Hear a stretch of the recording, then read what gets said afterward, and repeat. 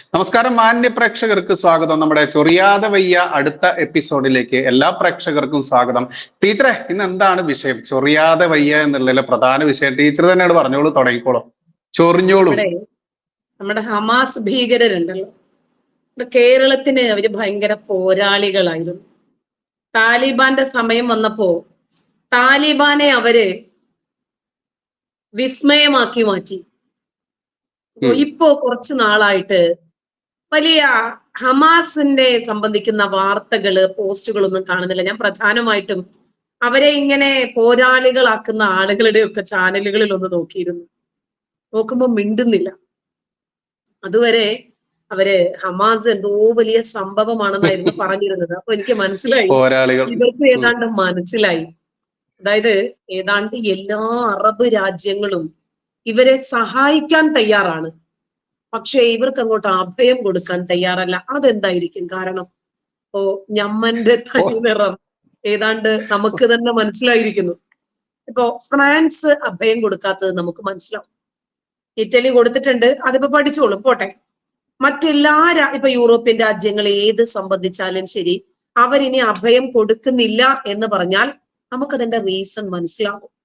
എന്തുകൊണ്ടാണ് അറബ് രാജ്യങ്ങൾ, ഇപ്പൊ ഖത്തർ, തുർക്കി, ഇറാന് ഇടയ്ക്ക് നിന്നിട്ട് ഇളക്കി വിടുന്നുണ്ടല്ലോ, എന്തുകൊണ്ടാണ് ഈ ഗാസയില് ഏതാണ്ട് 10-23 ലക്ഷം ജനതയുണ്ട്. അവര് വല്ലാതെ ബുദ്ധിമുട്ടാണ്. ഭക്ഷണമില്ലാതെ, വെള്ളമില്ലാതെ, മരുന്നില്ലാതെ, അഭയമില്ലാതെ വിഷമിക്കുന്നു. ശരിക്കു പറഞ്ഞാൽ സ്വന്തം ജനതയെ സംരക്ഷിക്കുന്നതിന്റെ പേരിലാണ് അള്ളാഹു പ്രവാചകന് സ്വർഗം കൊടുക്കാമെന്ന് പറഞ്ഞത്. അപ്പോ ആ സ്വർഗത്തിന് വേണ്ടിയെങ്കിലും സ്വന്തം ജനതയെ സംരക്ഷിക്കാൻ ഇവര് ബാധ്യസ്ഥരല്ലേ? ഇവര് സംരക്ഷിക്കുന്നില്ല. ഇപ്പൊ നോക്കുമ്പോ പോരാളികളാണ് എന്ന് പറഞ്ഞ ആളുകൾ ഹമാസ് എന്താ ഭീരുക്കളാണോ എന്ന രൂപത്തില് അവര് തന്നെ ചിന്തിച്ചു തുടങ്ങിയിരിക്കുന്നു. അപ്പൊ എനിക്ക് ഒരു കാര്യം മനസ്സിലായി, മുസ്ലിങ്ങൾ പരസ്പരം എന്ത് ചെയ്താലും ഇവർക്ക് ഒരു കുഴപ്പമില്ല. സൗദികളും യമനികളും തമ്മില് പണ്ടേ പ്രശ്നങ്ങളാണ്, ഭയങ്കരമായ പ്രശ്നങ്ങൾ. സൗദി ആയിരക്കണക്കിന് ലക്ഷക്കണക്കിന് യമനികളെ നിർദ്ദയം കൊന്നൊടുക്കിയിട്ടുണ്ട്. ആ സമയത്ത് നമ്മുടെ ഇന്ത്യയിലോ കേരളത്തിലോ ഒന്നുമുള്ള ഒരു വിശ്വാസിക്കും ഒരു പ്രശ്നവുമില്ല. കാരണം എന്താ? രണ്ടു ഭാഗത്ത് മുസ്ലിങ്ങളാണ്. അവിടെ നമുക്ക് പ്രത്യേകിച്ച് വോട്ട് ബാങ്ക് ലക്ഷ്യത്തിന് വേണ്ടിയിട്ട് ആരുടെയും പക്ഷം പിടിച്ച് സംസാരിക്കാൻ പറ്റില്ല. അതുകൊണ്ട് തൽക്കാലം അവരെന്ത് ചെയ്യും? ഇവരിത് കണ്ടില്ല എന്ന് നടിക്കും. ഈ യമനികളാണ് ഇപ്പോ ചെങ്കടലിൽ ഇറങ്ങി യുദ്ധം ചെയ്യുന്നത്. യമൻ സൈന്യമുണ്ട്, യമനിൽ തന്നെ പ്രവർത്തിക്കുന്ന ഹൂതികളുണ്ട്. അപ്പൊ ഇവർക്ക് ആർക്കും ഇപ്പോ വിസ്മയമൊന്നുമില്ലേ? അതിലേറെ രസകരം, ഇപ്പൊ കഴിഞ്ഞ ദിവസം IDF പുറത്തുവിട്ട ചെറിയ ഒരു വീഡിയോ വിഷ്വലുണ്ട്. സിൻവാർ, യഹിയ സിൻവാർ, അയാളാണ് ഒക്ടോബർ 7-ാം തീയതി ഇസ്രായേലിൽ നടന്ന കൂട്ടക്കുരുതിയുടെ സൂത്രധാരൻ. 1400 പേരെ നിഷ്കരുണം വധിച്ച് 247 പേരെ ബന്ധികളാക്കി കൊണ്ടുപോയ ആ ഒരു ഇസ്രായേൽ ഹമാസ് യുദ്ധത്തിന് തിരികൊളുത്തിയ സൂത്രധാരനാണ് യഹിയ സിൻവാർ. അയാളും അയാളുടെ ഭാര്യയും കുഞ്ഞുങ്ങളും ഒക്കെയായി നടന്നു പോകുകയാണ്. യഹിയ സിൻവാർ ഓടുവാണ്. കാരണം ഒരു ടണലിലേക്ക് ഇസ്രായേൽ സൈന്യം എത്തി, അടുത്തിടത്തേക്ക് പോണമല്ലോ. അങ്ങനെ ഒരു തുരങ്കത്തിൽ നിന്നും അടുത്ത തുരങ്കത്തിലേക്ക്, അവിടെ നിന്നും അടുത്തിടത്തേക്ക് ഇങ്ങനെ ഓടുവാണ്. തുർക്കിയിലേക്ക് ചെല്ലും. തുർക്കി ഏതാണ്ട് ഇയാൾ ഇവിടെ ഉണ്ട് എന്ന് ഇസ്രായേൽ മനസ്സിലാക്കുമെന്നൊരു സ്ഥിതി എത്തിക്കഴിഞ്ഞാൽ അടുത്ത ഈജിപ്തിലേക്ക്, പിന്നീട് ഖത്തറിലേക്ക്, ഇങ്ങനെ ഓടി ഓടി ഓടി ഇവർ എത്ര ഓടുമെന്നറിയില്ല. ഇവർ ഓടിക്കൊണ്ടിരിക്കുന്നു. എന്നിട്ടും ഇവര് നമ്മുടെ കേരളത്തിലെ ചില ഭീകരരുടെ മനസ്സിൽ മാത്രം പോരാളികളാണ്. മനസ്സിലാക്കണം, ഒക്ടോബർ 7-ാം തീയതി ഇസ്രായേലിലേക്ക് കടന്നക്രമിച്ച ഹമാസ് ഭീകരര് ചെയ്ത ക്രൂരകൃത്യങ്ങൾ നമുക്കറിയാം. നമ്മുടെ മനസ്സിൽ നിന്നത് മായത്തില്ല. പൈതലുകള്, അതിന് മുസ്ലിം പൈതലാകട്ടെ, ഹിന്ദു പൈതലാകട്ടെ, ക്രിസ്ത്യൻ പൈതലാകട്ടെ, നമുക്കവര് കുഞ്ഞുങ്ങൾ മാത്രമാണ്. ആ കുഞ്ഞുങ്ങളെ അല്ലാഹു അക്ബർ എന്ന് പറഞ്ഞ് കഴുത്തറുക്കുന്ന ഒരു നിലയിലേക്ക് അവർ അധപ്പതിച്ചു. സ്ത്രീകളെ കൊണ്ടുപോയി നിർദ്ദയം എത്രമാത്രം ക്രൂരമായ രൂപത്തിലാണ് അവരെ പീഡിപ്പിച്ചത്. കൂട്ടമായി ബലാത്സംഗത്തിന് ഇരയാക്കിയത്. ഇതൊക്കെ നമ്മൾ കണ്ടതാണ്.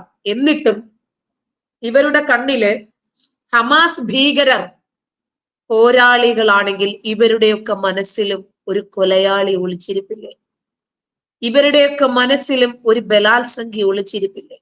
മതത്തിന്റെ പേരിൽ, ജാതിയുടെ പേരിൽ കുഞ്ഞുങ്ങളെ വരെ ആ രൂപത്തിൽ കാണാൻ ഇവർക്ക് സാധിക്കുന്നുണ്ടെങ്കിൽ ഹമാസുകാര് ചെയ്തത് ശരിയാണെന്നും ഞങ്ങൾക്ക് അതുപോലെ ഒരു അവസരം കിട്ടിയാൽ ഞങ്ങളും അത് ചെയ്യുമെന്ന് ഇവര് പറയാതെ പറയുവല്ലേ ചെയ്യുന്നത്. ആ ഹമാസ് പോരാളികളെ ഇന്ന് എല്ലാ അറബ് രാജ്യങ്ങളും കൈയൊഴിഞ്ഞു. എന്നിട്ട് ഇപ്പോ യഹിയ സിൻവാർ ഇപ്പൊ ചിത്രത്തിലില്ല. അയാളുടെ ഒരു ഫോൺ കോൾ പോലും ലഭിക്കാതെ ഹമാസ് ഭീകരർ അടുത്തത് എവിടെ തീ വെക്കണം, എവിടെ പൊട്ടിത്തെറിക്കണം, എവിടെ ബോംബ് സ്ഫോടനം വെക്കണമെന്ന് അറിയാതെ അവര് തോന്നിയതുപോലെയൊക്കെ പ്രവർത്തിച്ചുകൊണ്ടിരിക്കുവാണ്. ഈ സമയത്താണ് യഹിയ സിൻവാർ ഓടുവാണ്. കാരണം ഒരു കാലത്ത് വിതച്ചത് ഇപ്പോഴവര് കൊയ്തുകൊണ്ടിരിക്കുക. അവര് തീവ്രവാദം വിതച്ചു, ഭീകരത വിതച്ചു, ഇന്നവരത് കൊയ്തുകൊണ്ടിരിക്കുന്നു. അതുകൊണ്ട് തന്നെ അവരുടെ രാജ്യത്ത് സമാധാനമില്ല. അപ്പോ ഈ ഇസ്മായിൽ ഹനിയ ഓടി ഈജിപ്തിലെത്തും. ഈജിപ്തിന്റെ കാല് പിടിക്കും. നിങ്ങളും ഇസ്രായേലും തമ്മിൽ നല്ല ബന്ധത്തിലല്ലേ, ഇവിടെ നിന്ന് എങ്ങനെയെങ്കിലും ആ യുദ്ധം ഒന്ന് ഇല്ലാതാക്കി ഒന്ന് വെടിനിർത്താനെന്ന് ഇസ്രായേലിനോട് പറഞ്ഞ് ഒന്ന് സമരസത്തിലേക്ക് കൊണ്ടുവരണം. എന്നിട്ട് അവിടെയും പോയി ഇവര് കൺട്രാക്ക് വിടുവാണ്. അതെ, നിങ്ങൾ ഗാസ ഉപേക്ഷിച്ച് പൊയ്ക്കോണം. ഇവരെ സറണ്ടർ ആകാണ്. തലയ്ക്കകത്ത് വിവരം വേണ്ടേ, വെളിവ് വേണ്ടേ? നമ്മള് യുദ്ധം വേണ്ട, ഒന്ന് നിർത്തണേ എന്ന് പറയുമ്പോൾ, റിക്വസ്റ്റ് ആകുമ്പോൾ എപ്പോഴും നമ്മുടെ പക്ഷത്ത് ഒരു താഴ്മയുണ്ടാവണം. ഇതല്ല. പിന്നെ പറയുന്നത് എന്താണ്? ഗാസയിലെ പൗരന്മാരെ ഇസ്രായേല് സംരക്ഷിക്കണം പോലും. താഴ്മയായിട്ട് യുദ്ധം ഒന്ന് നിർത്തണേ എന്ന് പറഞ്ഞ് അപേക്ഷിക്കാൻ പോകുകയാണ്. മൂന്നാമത് പറയുന്നത്, ഗാസയ്ക്ക് നിങ്ങൾ ഏർപ്പെടുത്തിയിരിക്കുന്ന ഉപരോധം ഒന്ന് അവസാനിപ്പിക്കണം. എത്ര വെളിവുണ്ട് ഇവർക്ക്! എന്നിട്ട് ഇവരുടെ ഈ കരാറുകളെല്ലാം വലിച്ചു കീറി ഇസ്മായിൽ ഹനിയയുടെ മുഖത്തെറിഞ്ഞിട്ട് പോയി പണി നോക്കടാന്ന് പറഞ്ഞ ആ നെതന്യാഹു എന്ന ഇസ്രായേലിനെ സ്നേഹിക്കുന്ന ഭരണാധികാരിയോടൊപ്പം നിൽക്കാനാണ് എന്റെ ഇന്ത്യ ആഗ്രഹിക്കുന്നത്. ഇന്ത്യയുടെ താല്പര്യം അതുപോലെ തന്നെ നിൽക്കാനാണ് എന്റെയും താല്പര്യം. ഒരു രാജ്യം മറ്റൊരു രാജ്യത്തോട് താല്പര്യം കാണിക്കുന്നെങ്കിൽ അത് എന്തിന്റെ പേരിലാണ് എന്ന് നമുക്ക് മനസ്സിലാവും. വെറുക്കുന്നത് എന്തിന്റെ പേരിലാ? രാജ്യത്തിന് എന്തെങ്കിലും തരത്തിൽ അവരെ കൊണ്ട് ഉപദ്രവമുണ്ട് എന്നുണ്ടാകുമ്പോഴാണ് രാജ്യം അവർക്കെതിരെ നിൽക്കുന്നത്. അപ്പൊ ഇസ്രായേൽ എന്ന രാജ്യം ഇന്ത്യയുടെ സൗഹൃദ രാജ്യമാണ്. നിൽക്കട്ടെ, ഈ യഹിയ സിൻവാർ കോടിക്കണക്കിന് പണം ഉണ്ടാക്കി. ഈ പണം എവിടെ? കുഞ്ഞുങ്ങൾക്ക് സമാധാനമില്ല, ഭാര്യമാർക്ക് സമാധാനമില്ല. ടണലുകളിൽ നിന്നും ടണലുകളിലേക്ക് പോയിക്കൊണ്ടിരിക്കുവാണ്. ഈ ഉണ്ടാക്കിയ പണം ഇവർക്ക് ഉപകരിച്ചു. 6-ാം നൂറ്റാണ്ടിന്റെ ഗോത്ര പുസ്തകത്തില് എഴുതി വെച്ചിരിക്കുന്നത് ജൂതന്മാരെ വകവരുത്തണമെന്നാണ്. അതുകൊണ്ട് ആ ജൂതൻ ഉണ്ടാക്കിയ എല്ലാ സൗകര്യങ്ങളും ഉപയോഗപ്പെടുത്തി ഏറ്റവും ഒടുവിൽ ജൂതന്റെ ഇന്ധനം ആസ്വദിച്ച്, ജൂതന്റെ ഇന്റർനെറ്റ് ആസ്വദിച്ച്, ജൂതന്റെ വെള്ളം കുടിച്ച്, ജൂതന്റെ ഭക്ഷണം കഴിച്ച്, ജൂതന്റെ എല്ലാം ഉപയോഗപ്പെടുത്തി ജൂതന്റെ നാട്ടിൽ ജോലി ചെയ്ത് പണമുണ്ടാക്കി ഇതെല്ലാമായിട്ട് ഒടുവിൽ ജൂതന്റെ കഴുത്ത് വെട്ടാനും കൂടി ഇവര് പോയല്ലോ. ജൂതൻ മിണ്ടാതിരിക്കണോ? ജൂതൻ ക്ഷമിക്കണോ? അപ്പൊ ഇപ്പൊ പറഞ്ഞു വരുന്നത് ഇത്രയേ ഉള്ളൂ. ജൂതന്മാർ, അതായത് ഇസ്രായേലർ ഗാസയെ നിത്യദാരിദ്ര്യത്തിലാക്കി. ആരാണ് ആക്കിയത്? ഹമാസുകാർ അങ്ങോട്ട് കടന്ന് ആക്രമിച്ചതിന്റെ പേരിലാണ് ഇസ്രായേലിന് തിരിച്ചടിക്കാൻ അവകാശമില്ലേ? ഇസ്രായേല് തിരിച്ചടിക്കാൻ സമ്പന്നമായ രാജ്യമല്ലേ? ആയുധ സമ്പുഷ്ടി കൊണ്ടാണെങ്കിലും പണം കൊണ്ടാണെങ്കിലും സൈന്യരെ കൊണ്ടാണെങ്കിലും, ഇനി അതല്ല ലോകത്തെ ജയിക്കുന്ന രൂപത്തിലുള്ള ഒരു സംഘടനയാണ് അവർക്കുള്ളത്, ചാര സംഘടന. അതുകൊണ്ട് മൊസാദൊക്കെയുള്ള ഇസ്രായേൽ ഇവരുടെ മുമ്പിൽ ഭീരുക്കളെ പോലെ നിൽക്കണോ? ഒരു ഇസ്ലാമിക രാജ്യവും ഹമാസ് ഭീകരരെ അംഗീകരിക്കാൻ തയ്യാറാകുന്നില്ല. അവർക്ക് ഏതെങ്കിലും രൂപത്തിൽ ഒരു ഷെൽട്ടർ കൊടുക്കാൻ തയ്യാറാകുന്നില്ല. അതിൽ ഇവർക്കൊരു പരാതിയുമില്ല, ഇവർക്കൊരു പരിഭവവുമില്ല. ഖത്തർ സംരക്ഷിച്ചില്ല, ഇറാൻ സംരക്ഷിച്ചില്ല, തുർക്കി സംരക്ഷിച്ചില്ല, ഈജിപ്റ്റ് സംരക്ഷിച്ചില്ല, UAE സംരക്ഷിച്ചില്ല. ഇവർക്ക് അതിലൊന്നും യാതൊരു പരാതിയുമില്ല. അപ്പോഴും ഇവരുടെ പരാതി എന്താ? ഇസ്രായേലിന് ഐക്യദാർഢ്യം പ്രഖ്യാപിച്ചു പോയി ഇന്ത്യ. അതായത് ഇന്ത്യയുടെ പ്രധാനപ്പെട്ട നയങ്ങളിൽ ഒന്നാണ് ഭീകരവാദത്തിനും തീവ്രവാദത്തിനും സമരസപ്പെടില്ല എന്നുള്ളത്. അതുകൊണ്ട് ഇന്ത്യ എപ്പോഴും നിൽക്കുന്നത് രാജ്യ താല്പര്യത്തോടൊപ്പമാണ്. അതുകൊണ്ടാണ് ഇസ്രയേലിനോടൊപ്പം ഇന്ത്യ നിൽക്കാൻ തന്നെ കാരണം. അത് പോട്ടെ ബൈജു, ഇപ്പോ നമുക്കറിയാം ഹമാസ് പലസ്തീനിലാണെന്ന് പറയാം. നമ്മുടെ രാജ്യത്തില്ലേ പലസ്തീനികൾ? നമ്മുടെ രാജ്യത്ത് ഹമാസ് ഇല്ലേ? നമ്മുടെ നാട് കീഴടക്കാൻ ശ്രമിക്കുന്ന ഹമാസുകാരേക്കാൾ ഭീകരരാണോ പലസ്തീനിലെ ഹമാസ് ഭീകരർ? ഒന്ന് ആലോചിച്ച് നോക്കിക്കേ. നമ്മുടെ നാട്ടിലുള്ള ഹമാസ് ഭീകരരെ ആര് തളയ്ക്കും? ഒരു പക്ഷേ ഇസ്രായേൽ ഒന്ന് മുന്നിട്ടിറങ്ങിയാൽ ഇസ്രായേലിനോടൊപ്പം ബ്രിട്ടൻ നിൽക്കും, ഫ്രാൻസ് നിൽക്കും, ഇന്ത്യ നിൽക്കും. ചങ്കിലെ ചൈന ചതിക്കുമായിരിക്കും, പോട്ടെ. ഇവരൊക്കെ കൂടി ഒന്ന് ഒത്തുപിടിച്ചാൽ തന്നെ അവരില്ലാതാകും. ഊതികളെയും തളയ്ക്കാൻ അമേരിക്ക മതിയാകും. പക്ഷേ നമ്മുടെ നാട്ടിലെ ഹമാസ് ഭീകരരെ നമ്മുടെ രാജ്യത്തിന്റെ സുരക്ഷയ്ക്ക് വേണ്ടി തളയ്ക്കാൻ ആര് തയ്യാറാണ്? അതൊരു വലിയ ചോദ്യം തന്നെയാണ്. കാരണം നമ്മളിപ്പോ ഹമാസ് ഭീകരന്മാർ എന്ന് സത്യത്തിൽ പറയാൻ പാടില്ല എന്ന ഒരു അപ്രഖ്യാപിത വിലക്ക് പോലും നമ്മൾക്ക് എല്ലാവർക്കും ഉണ്ട്. ഹമാസ് ഭീകരന്മാരല്ല, അവർ ഹമാസ് വെള്ളരിപ്രാവുകളാണ്.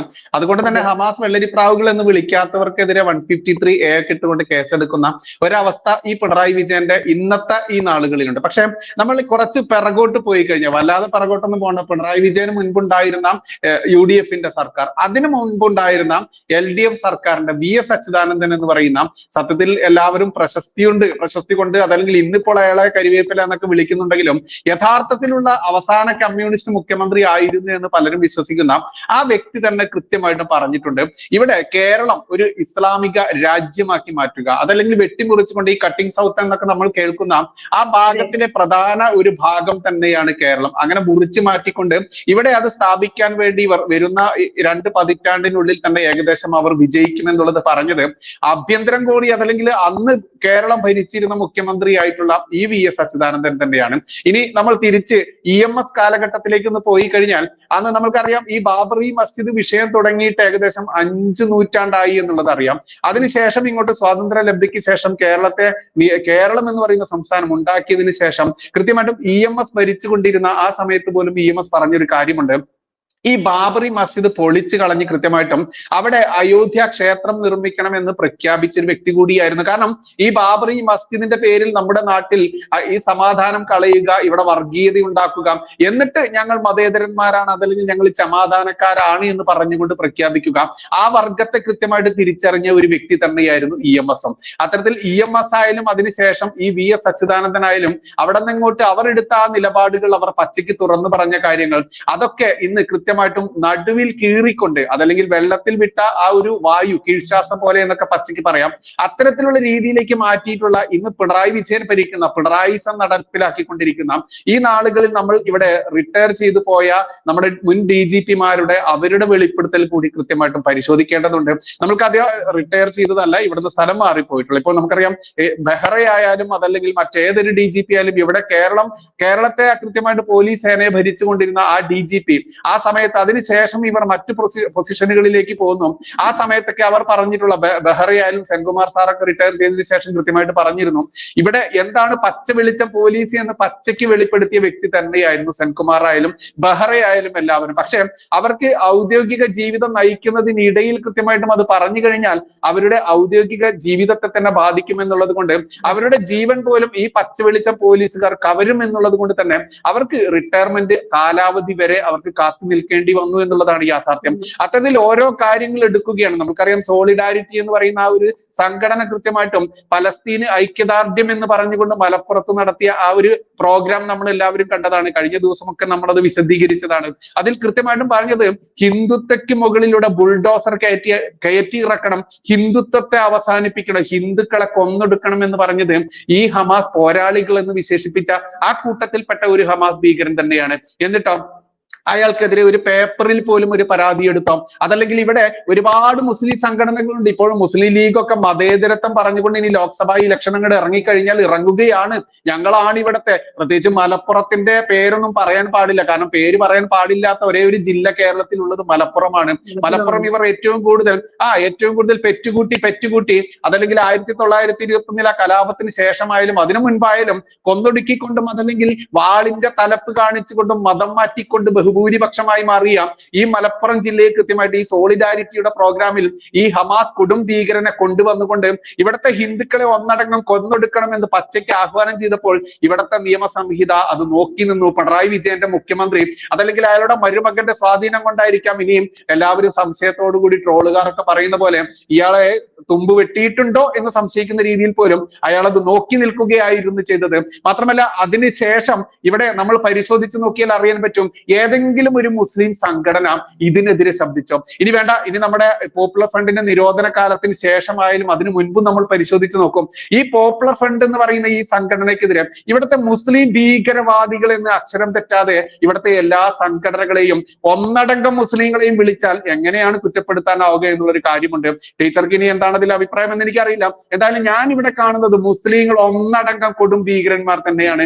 ഒരു മുസ്ലിം ഇതിനെതിരെ ശബ്ദിച്ചിട്ടില്ല. ഒരു മുസ്ലിമും ഈ ഹമാസ് ഭീകരനെ ഇവിടെ കൊണ്ടു വന്ന് ഹിന്ദുക്കളെ കൊന്നൊടുക്കണമെന്ന് പറഞ്ഞപ്പോൾ അതിനെ ന്യായീകരിച്ച് കൈയടിച്ചവന്മാരായിരുന്നു. അതുകൊണ്ട് തന്നെ ഈ മുസ്ലിങ്ങൾ എത്രത്തോളം ഇവിടെ ശക്തി പ്രാപിക്കുന്നോ അത്രത്തോളം നമ്മുടെ ഭാരതത്തിന്റെ ആ ഒരു കണ്ണിലെ കരടായി മാറിയിരിക്കുന്ന ഈ പോപ്പുലർ ഫ്രണ്ടിൽ നിരോധിച്ച് നരേന്ദ്രമോദിജി അല്ലായിരുന്നെങ്കിൽ എന്തായിരുന്നു എന്ന് ചിന്തിക്കുന്നിടത്ത് നമ്മൾക്ക് കൃത്യമായിട്ടും ഇന്ന് നമ്മൾ ഇത്രയെങ്കിലും സ്വാതന്ത്ര്യത്തോടു കൂടി സംസാരിച്ചുകൊണ്ട് നമ്മൾ എങ്ങനെയാണ് പുറത്തിറങ്ങി നടക്കുന്നത്? അത് ഈ നരേന്ദ്രമോദിജി പോപ്പുലർ ഫ്രണ്ടിൽ നിരോധിച്ച എല്ലാത്തിനും തീഹാറിൽ കൊണ്ട് ഇട്ടത് കൊണ്ട് തന്നെയാണെന്ന് എല്ലാവർക്കും അറിയാം.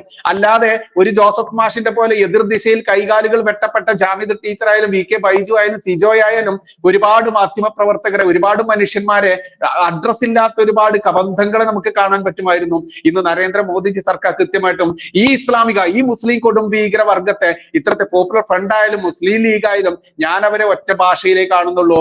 മദ്രസയിൽ പഠിച്ചിട്ടുള്ള എല്ലാ മുസ്ലിങ്ങളും അവരുടെ അവസരത്തിനൊത്തിൽ കൃത്യമായിട്ടും ഇതേ രീതിയിൽ തന്നെ പ്രതികരിക്കുകയുള്ളൂ എന്നതാണ് എന്റെ ഒരു കൺസെപ്റ്റ്. അതുകൊണ്ട് തന്നെ ഈ പറയുന്ന പിണറായി വിജയന്റെ മരുമകൻ ഈ മുസ്ലിം ആയതുകൊണ്ട് തന്നെ അയാൾക്ക് കൃത്യമായിട്ടും അറിയാം പിണറായി വിജയനെ ഏത് രീതിയിൽ തളയ്ക്കണം എന്നുള്ളത്. നമുക്കറിയാം ടി.പി. നന്ദകുമാർ എന്ന് പറയുന്ന ക്രൈം നന്ദകുമാർ അദ്ദേഹം കൃത്യമായിട്ടും ഈ പിണറായി വിജയന്റെ ഒരുപാട് രഹസ്യങ്ങൾ കൈയടക്കി വെച്ച ഒരാൾ തന്നെയായിരുന്നു. അത് കൃത്യമായിട്ടും ഒരു കാലത്ത് ഈ മുഹമ്മദ് റിയാസ് എന്ന് പറയുന്ന പിണറായി വിജയന്റെ ഇന്നത്തെ മരുമകൻ അന്ന് ഒന്നാം പ്രതിയായിക്കൊണ്ട് ടി.പി. നന്ദകുമാർ സാറിന്റെ ക്രൈം ഓഫീസ് കത്തിക്കുകയും അത് ആക്രമിക്കുകയും അവിടെയുള്ള വിലപ്പെട്ട രേഖകളെല്ലാം കൈയടക്കിയെന്ന് നന്ദകുമാർ സാർ തന്നെ ഒരുപാട് സമയങ്ങളിൽ പറഞ്ഞിട്ടുണ്ട്. അതുകൊണ്ട് തന്നെ ലാവ്ലിൻ രേഖകൾ അടക്കമുള്ള വിവരങ്ങൾ ഒരു പക്ഷേ ഈ മുഹമ്മദ് റിയാസിന്റെ കയ്യിലുണ്ടായിരിക്കാം. പിന്നെ കൃത്യമായിട്ടും ലവ് ജിഹാദ് എന്താണ് എന്നുള്ളത് ഞങ്ങൾ ഏതറ്റം വരെയും ലവ് ജിഹാദിലൂടെ ഏതൊരു വ്യക്തിയുടെ വീട്ടിലേക്കും അവരുടെ മകളെയായാലും അവരുടെ പേരക്കുട്ടിയായാലും ഞങ്ങൾ കെട്ടിക്കൊണ്ട് കയറുമെന്നുള്ളത് പിണറായി വിജയനായാലും പിണറായി വിജയന്റെ തലമുതിർന്ന മറ്റൊരു കമ്മ്യൂണിസ്റ്റ് നേതാവായാലും അയാളുടെ പേരക്കുട്ടിയായാലും പിണറായി വിജയന്റെ മകളായാലും അതൊക്കെ കാണിച്ചു കൊടുത്തുകൊണ്ട് തന്നെ സാക്ഷ്യപ്പെടുത്തിയിട്ടുണ്ട്. അതുകൊണ്ട് തന്നെ ഈ ലവ് ജിഹാദിലൂടെ കടന്നുകൂടി ചെന്ന് പിണറായി വിജയൻ ഏത് രീതിയിൽ നിയന്ത്രിക്കണമെന്ന് കൃത്യമായിട്ടും അറിവുള്ള മുഹമ്മദ് റിയാസ് ഇത്രത്തോളം പിണറായി വിജയനിൽ സ്വാധീനം ചെലുത്തി നിൽക്കുന്ന ഈ കാലത്ത് മുസ്ലിങ്ങൾ എന്ന് പറഞ്ഞാൽ ഈ മുസ്ലിങ്ങളെ ഭീകരവാദികളുടെ കണ്ണിലൂടെ അല്ലാതെ എനിക്ക് എന്തായാലും കാണാനാവില്ല. ടീച്ചർ ഇനി ടീച്ചറുടെ അഭിപ്രായം ബൈജുവിന്റെ ആ പറച്ചിലിനോട് എനിക്ക് യോജിപ്പില്ല. ബൈജു എല്ലാ മുസ്ലിങ്ങളും തീവ്രവാദികളല്ല, പക്ഷെ എല്ലാ മുസ്ലിങ്ങളും തീവ്രവാദികൾ തന്നെയാണ്. അല്ല അങ്ങനെ പറയരുത്. അങ്ങനെയാണെങ്കിൽ ഹിന്ദുക്കളിലല്ലേ തീവ്രവാദികള്? ജയ് ശ്രീറാം വിളിച്ചിട്ടില്ലെങ്കിൽ കഴുത്ത് വെട്ടുന്ന ആളുകൾ തീവ്രവാദികളാണെന്ന് ബൈജു പറയണം. ജയ് ശ്രീറാം എന്ന് പറയുന്നത് അല്ലാഹു അക്ബർ എന്ന് പറഞ്ഞാൽ നീ പറഞ്ഞിട്ടില്ലെങ്കിൽ കഴുത്തു വെട്ടുമെന്ന് പറയുന്ന അതേ മുസ്ലിം തീവ്രവാദം തന്നെയാണ് ജയ് ശ്രീറാം എന്ന് പറഞ്ഞിട്ടില്ലെങ്കിൽ കഴുത്തു വെട്ടാൻ എടുക്കുന്നതും. അപ്പൊ എല്ലാത്തിലും തീവ്രവാദമുണ്ട്. എല്ലാ മുസ്ലിങ്ങളും തീവ്രവാദികളല്ല. ഒരു നിഷ്കളങ്കരായ നല്ലൊരു വിഭാഗം വിശ്വാസികൾ നമ്മുടെ സമൂഹത്തിലുണ്ട്. മദ്രസയിൽ പഠിക്കുന്ന എല്ലാവരും തീവ്രവാദികളല്ല. ഞാനും മദ്രസയിൽ പഠിച്ച ആളാണ്, ഞാൻ മദ്രസയിൽ പഠിപ്പിച്ച ആളാണ്, ആരിഫ് മദ്രസയിൽ പഠിച്ച ആളാണ്. അങ്ങനെ ഞങ്ങളെ പോലെ അനേകായിരം ആളുകളുണ്ട്.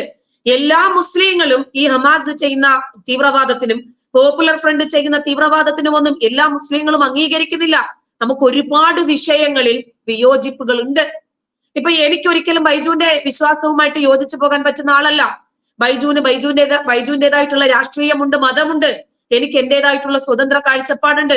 നമ്മൾ രണ്ടുപേരും അതിനെ രണ്ടിനെയും അംഗീകരിക്കുന്നത് കൊണ്ടാണ് ഇപ്പോഴും ഒരേ പ്ലാറ്റ്ഫോമിൽ വന്ന് ഒരു സ്ട്രീമിൽ ഇരിക്കുന്നത്. ഇത് സമ്മതിച്ചു തരാൻ പറ്റില്ല, ഇത് അംഗീകരിച്ചു തരാൻ പറ്റില്ല. ഞാൻ ചോദിക്കട്ടെ, എന്റെ ചോദ്യങ്ങൾക്ക് ഉത്തരം തന്നാൽ ഞാനത് സമ്മതിക്കാം. എല്ലാ മുസ്ലിങ്ങളും തീവ്രവാദികളല്ല എന്ന് ടീച്ചർ പറയുന്നുണ്ടെങ്കിലും ഏതെങ്കിലും ഒരു മുസ്ലിം ഇവിടുത്തെ പോപ്പുലർ ഫ്രണ്ടിനെ അവർക്കെതിരെ ശബ്ദിച്ചുകൊണ്ടോ അതല്ലെങ്കിൽ അവർ ചെയ്യുന്നത് ഇവിടുത്തെ തീവ്രവാദം ഭാരതത്തിന്റെ ഈ ബഹുസ്വരതയെ അംഗീകരിക്കലല്ല, ഇവിടുത്തെ തീവ്രവാദത്തിന് കോപ്പുകൂട്ടുന്ന ഇവരെ പ്രതിരോധിച്ചുകൊണ്ട് ഇവർക്കെതിരെ രംഗത്ത് വന്നിട്ടുണ്ടെങ്കിൽ കാണിച്ചു തരണം. മാത്രമല്ല ജയ് ശ്രീറാം എന്ന് വിളിച്ചുകൊണ്ട് നമുക്കൊരു ഉദാഹരണം തന്നെ എടുക്കാം. ഒരു എയർപോർട്ട് ആയിക്കോട്ടെ, ഒരു ഈ പറയുന്ന ട്രെയിൻ വന്ന് നിൽക്കും, നമുക്കറിയാം അത്തരത്തിൽ ഏതെങ്കിലും ഒരു പൊതുസമൂഹം ഒത്തുകൂടുന്ന സ്ഥലത്ത് ജയ് ശ്രീറാം വിളിക്കാൻ നമ്മൾക്ക്, അള്ളാഹു അക്ബർ വിളിക്കാൻ നമുക്ക്, ഈശോ മിശിഹായ്ക്ക് സ്തുതിയായിരിക്കട്ടെ എന്ന് വിളിക്കാം. ഈ അള്ളാഹു അക്ബർ എന്ന വിളി കേട്ട് കഴിഞ്ഞാൽ അവിടെ ഏതെങ്കിലും പൊടി ഉണ്ടാവുമോ ടീച്ചറെ? അതെന്തുകൊണ്ടാണ്? ഇവിടെ ജയ് ശ്രീറാം വിളിച്ചുകൊണ്ട് ഏതെങ്കിലും ഒരാൾ എവിടെയെങ്കിലും കൊന്നു എന്നുള്ളത് നിങ്ങൾ കൃത്യമായിട്ട് തെളിവ് സഹിതം പറഞ്ഞാൽ ഞാനത് സമ്മതിക്കാം. അതല്ലാതെ, കാരണം ഇവിടെ സംഘികൾ എന്ന് പറയുന്ന ലേബൽ കുത്തപ്പെട്ട, BJP-ക്കാർ എന്ന് പറയുന്ന ലേബൽ കുത്തപ്പെട്ട, ഹിന്ദുക്കൾ എന്ന ഹിന്ദുസ്ഥാനികളെ ലേബൽ കുത്തപ്പെട്ട, ഹിന്ദുസ്ഥാനികൾ എന്ന് പറഞ്ഞാൽ ടീച്ചർ അടക്കമുള്ള മുസ്ലിങ്ങളും ക്രൈസ്തവനും, ടീച്ചർ മതം വിട്ടതാണെങ്കിൽ പോലും മുസ്ലിം നാമധാരിയാണ്. ഇടയ്ക്ക് കൃത്യമായിട്ട് ടീച്ചറുടെ ആ മതം പഠിച്ചതിന്റെ ആ ചൊവ വന്നു എന്ന് എനിക്ക് ഇവിടെ പറയാതിരിക്കാനാവില്ല. എന്തായാലും ഇത്തരത്തിൽ ഈ അള്ളാഹു പറയുന്നതിനോട് എനിക്ക് ഒട്ടും യോജിക്കാൻ പറ്റുന്നില്ല. ഞാൻ ഒരു വിശ്വാസിയായിരുന്നു, പക്ഷേ ആ വിശ്വാസികൾ ചെയ്യുന്ന എല്ലാ കാര്യങ്ങളെയും അനുകൂലിക്കുക എന്ന തത്വം എനിക്കില്ല. ബൈജു പറഞ്ഞ ചില പോയിന്റുകൾ ശരിയാണ്, അത് ഞാൻ അംഗീകരിക്കുന്നു. പക്ഷേ ഇപ്പോഴും ഞാൻ പറഞ്ഞതിൽ ഉറച്ചു നിൽക്കുന്നു. എല്ലാ മുസ്ലിങ്ങളും തീവ്രവാദികളല്ല. പിന്നെ പോപ്പുലർ ഫ്രണ്ട് പോലെയുള്ള തീവ്രവാദ സംഘടനകൾ കാണിക്കുന്ന ഇത്തരം കൃത്യങ്ങൾ, കൊള്ളകൾ, കൊലകൾ, ഇങ്ങനെ കൈവെട്ട്, കാലുവെട്ട്, മതപരിവർത്തനം, ലവ് ജിഹാദ്, ഇതൊക്കെ ഉണ്ട്. ഇതിനെ ഒന്നും ബഹുഭൂരിപക്ഷം വരുന്ന മുസ്ലിങ്ങൾ എതിർക്കുന്നില്ല എന്നത് ഒരു പ്രധാനപ്പെട്ട ബഹുഭൂരിപക്ഷം വരുന്ന മുസ്ലിങ്ങൾ എന്നല്ല, ബഹുഭൂരിപക്ഷമല്ല. ഒരു മുസ്ലിം ഇതിനെ എതിർത്തിട്ടുണ്ടോ? ഇവിടെ മതേതരത്വം വിളമ്പി നടക്കുന്ന മുസ്ലിം ലീഗുകാർ എതിർത്തിട്ടുണ്ടോ? ഇവിടെ ജോസഫ് മാഷിന്റെ കൈവെട്ടിയ കേസിലെ പ്രതികൾ ഇവിടേക്ക് ശിക്ഷ വിധിച്ചതിന് ശേഷം കോടതിയിൽ നിന്ന് ഇറങ്ങി വരുന്ന ചിത്രം ഇന്നും നമ്മുടെ മനസ്സിലുണ്ട്. വേണ്ട, നമുക്ക് ഇപ്പൊ ഏറ്റവും അവസാനം നമ്മൾ കണ്ടില്ലേ, ആലപ്പുഴയിലെ രഞ്ജി ശ്രീനിവാസൻജിയുടെ മുഖം അടിച്ചു പരത്തി കൊടും ക്രൂരത ചെയ്ത ആ കൊലയാളികൾക്ക് തൂക്കുകയർ വിധിച്ച സമയത്ത് എന്താണ് അവരുടെ ആ ചിത്രങ്ങൾ എന്തായിരുന്നു? ഞാനത് അംഗീകരിക്കുന്നു. പക്ഷേ രഞ്ജിത് ശ്രീനിവാസൻ കൊല്ലപ്പെടുന്നതിന് മുമ്പ് ഷാൻ എന്ന് പറയുന്ന ഒരു പോപ്പുലർ ഫ്രണ്ടുകാരനും കൊല്ലപ്പെട്ടിട്ടുണ്ട്. ആ ഷാൻ എന്ന് പറയുന്ന പോപ്പുലർ ഫ്രണ്ടുകാരനെ കൊന്ന BJP-ക്കാരെ കുറിച്ച് എന്താണ് ബൈജുവിന് പറയാനുള്ളത്? BJP-ക്കാരായിക്കോട്ടെ, RSS-കാരായിക്കോട്ടെ, അതിൽപ്പെട്ട ഏതെങ്കിലും ഒരു പ്രതിയായിരുന്നു. സാധാരണ നമുക്കറിയാം ഷാനിന്റെ പ്രസംഗമൊക്കെ നമ്മൾ കേട്ടിട്ടുണ്ട്, ടീച്ചർ കേട്ടിട്ടുണ്ടെന്ന് എനിക്കറിയില്ല. ഈ ഷാൻ എന്ന് പറയുന്നവന് വെള്ളരിപ്രാവ് ആയിരുന്നില്ല.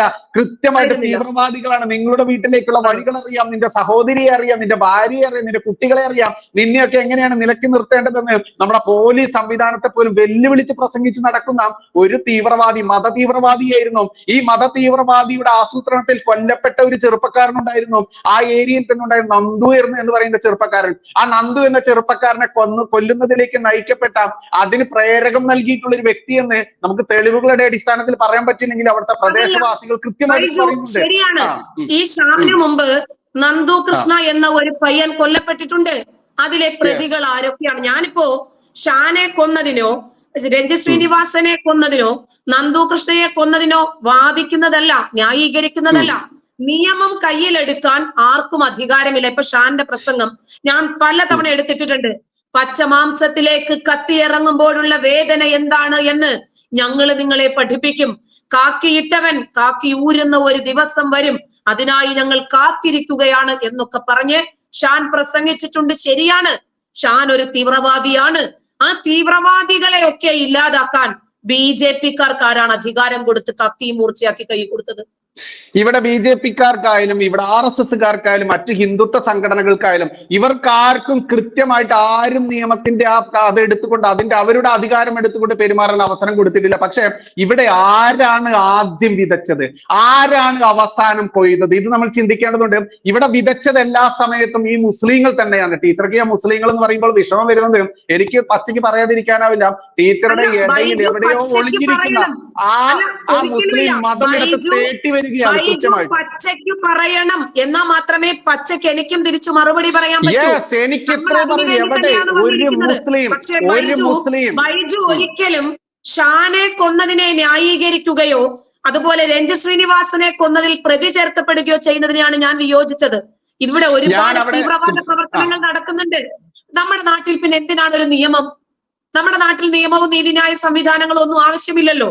അപ്പൊ നമ്മുടെ നാട്ടിൽ തീവ്രവാദമില്ല എന്ന് പറഞ്ഞിട്ടില്ല. നിയമം കയ്യിലെടുക്കാൻ ഒരാൾക്കും അധികാരമില്ല എന്നാണ് ഞാൻ പറഞ്ഞത്.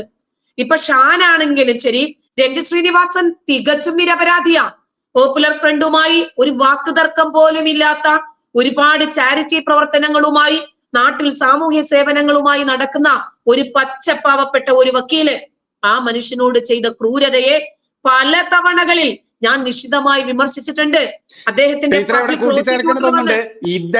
ഇദ്ദേഹത്തെ മുഖം മടിച്ച് പരത്തിയ കൊടും ക്രിമിനൽ കൂട്ടത്തിൽ ഇദ്ദേഹത്തിന്റെ സഹായം കൈപ്പറ്റിയ, അതായത് ഇവർ വന്ന വാഹനമുണ്ടല്ലോ, സ്കൂട്ടറുകൾ ഉണ്ടല്ലോ, ആ ഇരുചക്ര വാഹനം പോലും നൽകിയ ഒരു ജിഹാദിയുടെ പിതാവ് ഉണ്ടായിരുന്നു, അതല്ലെങ്കിൽ ജിഹാദി ബന്ധമുള്ള ഒരു രക്ഷിതാവ് ഉണ്ടായിരുന്നു. എന്നിട്ട് അയാളോട് പറഞ്ഞു, നിങ്ങളെ ഈ ശ്രീനിവാസൻജി കൃത്യമായിട്ട് സഹായിച്ചതല്ലേ എന്ന് ചോദിച്ചപ്പോൾ അവർ ഒരു ഇളഭ്യ ചിരിയോടുകൂടി അയാൾ ആ മദ്രസ വിദ്യാഭ്യാസം കിട്ടിയ ഒരു മുസ്ലിം ആയതുകൊണ്ട് തന്നെയാണ് ഞാൻ പച്ചയ്ക്ക് പറയും. കാരണം ഇവിടെ മുസ്ലിങ്ങളല്ല എന്നുണ്ടെങ്കിൽ എന്തുകൊണ്ട് പോപ്പുലർ ഫ്രണ്ടിനെ അടക്കി നിർത്താൻ, എന്തുകൊണ്ട് ഇവിടുത്തെ ഇസ്ലാമിക തീവ്രവാദികളെ അടക്കി നിർത്തണം? ഇത് യഥാർത്ഥത്തിലുള്ള മുസ്ലിങ്ങളല്ല, യഥാർത്ഥത്തിലുള്ള ഇസ്ലാമിക നിയമമല്ല, ഞങ്ങളുടെ ഖുർആൻ ഇങ്ങനെയല്ല എന്ന് പറയുന്നത് ഇവർ മുന്നോട്ട് വരാത്തത്. ഇങ്ങനെ സംഭവിക്കുന്നത് എന്തുകൊണ്ടാണെന്ന് അറിയാമോ ബൈജു? ഇവര് നിയമം കയ്യിലെടുക്കുന്നു. ആരെ? നമ്മുടെ എതിർഭാഗത്തുള്ളവരായിരുന്നാലും വാദിഭാഗത്തുള്ളവരായിരുന്നാലും അവർക്ക് നിയമത്തിൽ വിശ്വാസം നഷ്ടപ്പെട്ടിരിക്കുന്നു. അതായത് ആരാണോ ആരെ ഉപദ്രവിച്ചത് അവർക്ക് അർഹമായ രൂപത്തിലുള്ള ശിക്ഷ ലഭിക്കില്ല, ആ ശിക്ഷ നമ്മൾ കൊടുക്കണം എന്ന പ്രതികാര വാഞ്ചയിൽ നിന്നാണ് ഇവര് തന്നെ ആയുധം കയ്യിലേന്തി കൊണ്ടുപോകുന്നത്. നമ്മുടെ നാട്ടില് ശക്തമായ രൂപത്തിലുള്ള നിയമ സംവിധാനമുണ്ട്, പക്ഷേ നമ്മുടെ നിയമങ്ങൾ പഴുതുകൾ ഉള്ളതാണ്. 10 പേരെ കൊന്നാലും ശരി, അവന് ജാമ്യം കിട്ടാൻ എന്തെങ്കിലും ഒരു പഴുത് നമ്മുടെ നിയമ സംവിധാനത്തിൽ ഉണ്ടാകും. അപ്പൊ ഈ പ്രത്യേകിച്ച് ഈ കേരളത്തിന്റെ ഒരു മത രാഷ്ട്രീയ സാഹചര്യം എടുത്താൽ നമ്മുടെ നാട്ടിൽ ഏറ്റവും കൂടുതൽ തീവ്രവാദികളെ വളർത്തിക്കൊണ്ടുവരുന്നതിന് പരിപോഷിപ്പിക്കുന്ന ഒരു സർക്കാരാണ് ഇരിക്കുന്നത്. അതുകൊണ്ട് സർക്കാരിനെ മാത്രം കുറ്റം പറഞ്ഞാൽ എങ്ങനെയാണ് ശരിയാവും ടീച്ചറെ? ഈ സർക്കാരിനെ കുറ്റം പറഞ്ഞാൽ എങ്ങനെ ശരിയാവും? ബേസിക്കലി മദ്രസ വിദ്യാഭ്യാസം തന്നെയാണ് ഇതിന്റെ ബേസിക്കലായിട്ടുള്ള ആണിക്കല്ല് എന്നുള്ളത് കൃത്യമായിട്ട് എന്നെക്കാൾ അറിയുന്ന ആളല്ലേ ടീച്ചർ? ടീച്ചർ നേരത്തെ പറഞ്ഞു ബൈജു, കേരളം ഇന്ത്യയിലല്ലേ ഉള്ളത്? അല്ലെ, ഞാൻ കേരളം ഇന്ത്യയിലാണെന്നാണ് വിചാരിക്കുന്നത്. കേന്ദ്രം ഭരിക്കുന്ന പാർട്ടി വിചാരിച്ചാൽ മദ്രസയിൽ എന്താണ് പഠിപ്പിക്കുന്നത്, ആരാണ് പഠിപ്പിക്കുന്നത്? യോഗി നോക്കുന്നുണ്ടല്ലോ.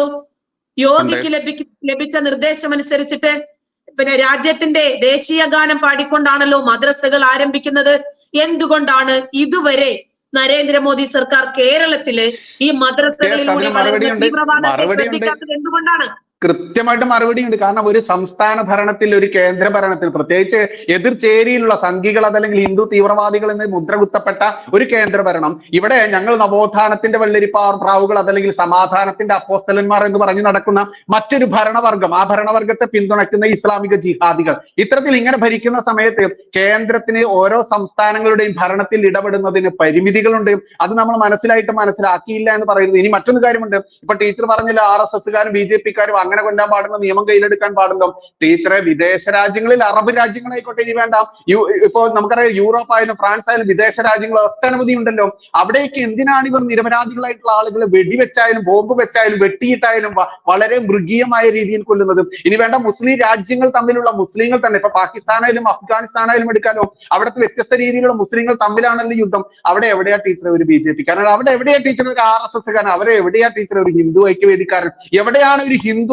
ആ ഹിന്ദു ഇല്ലാത്ത ഇടങ്ങളിലും ഇവർ ചെയ്യുന്നത് ഈ കൊടും ഭീകരത തന്നെയല്ലേ? അപ്പോൾ ഈ മുസ്ലിങ്ങൾ എന്തുകൊണ്ട് അതിനെതിരെ പ്രതികരിക്കുന്നില്ല? ഈ മുസ്ലിങ്ങൾ എന്തുകൊണ്ട് അതിനെതിരെ പ്രതിഷേധിക്കുന്നില്ല? അപ്പോൾ എല്ലാ മുസ്ലിങ്ങളും ഒരു നാണയത്തിന്റെ ഇരുവശങ്ങളാണ് എന്നതിന് എനിക്ക് ടീച്ചർ ഇതിന് ഉത്തരം തന്നു കഴിഞ്ഞാൽ ഞാൻ ഈ പ്രസ്താവന പിൻവലിക്കാൻ തയ്യാറാണ്. ബൈജു വിചാരിക്കുന്നത് പോലെയല്ല. ബൈജുവിന്റെ ഉള്ളിൽ കിടക്കുന്ന കുറച്ച് മുസ്ലിം വിരുദ്ധതയുണ്ട്. അതാണ് ഇതിന് കാരണം. ഇപ്പോ എന്റെ ഇക്ക മുസ്ലിമാ. ഇക്കായുമായിട്ട് ബൈജു ഏതാണ്ട് എത്രയോ വർഷങ്ങളായിട്ടുള്ള ആത്മബന്ധമുണ്ട്, സൗഹൃദമുണ്ട്. അയാൾ ഒരു തീവ്രവാദിയാണ് എന്ന് തോന്നിയിട്ടുണ്ടോ? തോന്നിയിട്ടില്ല. അയാൾ മുസ്ലിമാ. അയാളൊരു മുസ്ലിമാണ്. അയാൾ മദ്രസയിൽ പഠിച്ച ആളാണ്, നമസ്കരിക്കുന്ന ആളാണ്. ബൈജുവിന്റെ വീട്ടിൽ വന്ന് പല ആഘോഷങ്ങളിലും ദുഃഖങ്ങളിലും സന്തോഷങ്ങളിലും ഒന്നുപോലെ പങ്കെടുത്തിട്ടുണ്ട്. എന്റെ വേദനകളിലും പ്രയാസങ്ങളിലും നീയും വിളിച്ചാൽ ഉടനെ ഓടിയെത്തിയിട്ടുണ്ട്. അപ്പൊ ഇതുപോലെ ആയിരക്കണക്കിന് ലക്ഷക്കണക്കിന് വിശ്വാസികൾ പുറത്തുണ്ട് ബൈജു. നമുക്കത് അറിയാത്തത് കൊണ്ടാണ്. നമ്മൾ അവരെ വിമർശിക്കാനുള്ള കാരണം അവർക്കൊരിക്കലും പോപ്പുലർ ഫ്രണ്ട് പോലെയുള്ള സംഘടനകളെ എതിർത്ത് നിൽക്കാനുള്ള ധൈര്യമില്ല. ഒന്ന്, സമൂഹത്തിൽ ഒറ്റപ്പെട്ടു പോകും. രണ്ട്, അതിനൊരു ആർജവം വേറെ വേണം. കാരണം അവര് പിന്നീട് അനുഭവിക്കാൻ പോകുന്ന പ്രത്യാഘാതം വളരെ വലുതാണ്. ഇതിനെല്ലാത്തിനും ഉപരിയായി മറ്റൊരു കാരണം കൂടിയുണ്ട്. ഖുർആനികപരമായിട്ടുള്ള ശിക്ഷാ രീതികളാണ് പോപ്പുലർ ഫ്രണ്ട് പോലെയുള്ള സംഘടനകൾ മുറുകെ പിടിക്കുന്നത്. ഇപ്പൊ കയ്യും കാലും വെട്ടലും, ഇന്തിഫാദ കണ്ടില്ലേ കേരള സർവകലാശാലയില്. അപ്പൊ ഇതുപോലെയുള്ള സായുധ സമരങ്ങൾക്ക് ഇവര് നേതൃത്വം വഹിച്ച് ഈ കേരളത്തെ ഒരു കലാപ അന്തരീക്ഷം, ഒരു കലാപ ഭൂമിയാക്കി മാറ്റാൻ വേണ്ടിയിട്ട് അവർ ശ്രമിക്കുവാണ്. ഇന്നിപ്പോ സൗദി അറേബ്യയിൽ ഇന്ന് രാവിലെ 7 പേരെ തൂക്കിക്കൊന്നു. 7 പേരെ തൂക്കിക്കൊന്നു. എന്തിനാണെന്നറിയാമോ? ഭീകരവാദ പ്രവർത്തനങ്ങൾ നടത്തി, രാജ്യവിരുദ്ധ പ്രവർത്തനങ്ങൾ നടത്തി. അപ്പോ അത്തരം രാജ്യങ്ങളിലൊക്കെ രാജ്യവിരുദ്ധ പ്രവർത്തനങ്ങള്, ഭീകര പ്രവർത്തനങ്ങള്, തീവ്രവാദ ആശയങ്ങൾ പ്രചരിപ്പിക്കുക, ഇതൊക്കെ വലിയ കുറ്റമാണ്. ഒരിക്കലും പൊറുക്കപ്പെടാത്ത കുറ്റമാണ് രാജ്യവിരോധം. പക്ഷെ നമ്മുടെ നാട്ടിൽ ദൗർഭാഗ്യം എന്ന് പറയട്ടെ, അങ്ങനെ ഒന്നില്ല. ഇപ്പൊ ഖാലിദ് മിഷേൽ എന്ന് പറയുന്ന ഭീകരൻ മലപ്പുറത്തിന്റെ മണ്ണില് നിന്നൊരു വിർച്വൽ മീറ്റിംഗിൽ പങ്കെടുത്തു. അയാൾക്ക് അങ്ങനെ ഒരു വേദി കിട്ടി. ഒരു പക്ഷേ നല്ലൊരു വിഭാഗം മുസ്ലിങ്ങളുടെ ഉള്ളിലും ആവട്ടെ, എങ്ങനെയെങ്കിലും നമ്മൾ ഉദ്ദേശിക്കുന്നത് പോലെ ഹിന്ദുക്കളെയും ക്രിസ്ത്യാനികളെയും ഒക്കെ ഇല്ലാതാക്കി നമുക്ക് അങ്ങനെ ഭരണം സ്ഥാപിക്കണം. പക്ഷേ ചെറിയ ഒരു വിഭാഗം ആളുകൾ ആഗ്രഹിക്കുന്നത് ഈ ബഹുസ്വരതയാണ്. നമ്മളൊക്കെ സ്കൂളിൽ പഠിച്ചതുപോലെ നമ്മൾ ഹിന്ദു, ക്രിസ്ത്യൻ, മുസ്ലിം അങ്ങനെയൊന്നും നോക്കിയിട്ടല്ല സൗഹൃദത്തിലായിട്ടുള്ളത്. ആ സൗഹൃദം നമുക്ക് മെയിൻറ്റെയിൻ ചെയ്യാനും കഴിഞ്ഞിട്ടുണ്ട്. പക്ഷെ ഇന്നത്തെ അന്തരീക്ഷം അതല്ല.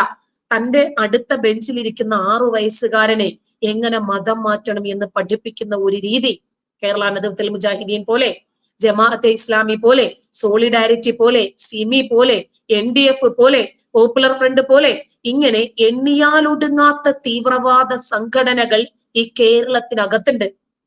ഇപ്പോ അൽ-ഖ്വയ്ദ, നമ്മളിപ്പോ ഹമാസ് പിന്നെ പലസ്തീനിലായതുകൊണ്ടാണ് അവര് ഹമാസ് എന്ന് പറയുന്നത്. സിറിയയിലാകുമ്പോൾ അവരുടെ പേര് ഐസിസ് എന്നാണ്. അപ്പോ ഓരോ അൽ-ഖ്വയ്ദയാണ് പാകിസ്ഥാനിൽ. ഓരോ രാജ്യത്തെത്തുമ്പോഴും അവരുടെ പേരുകൾ ഓരോന്നാണ്.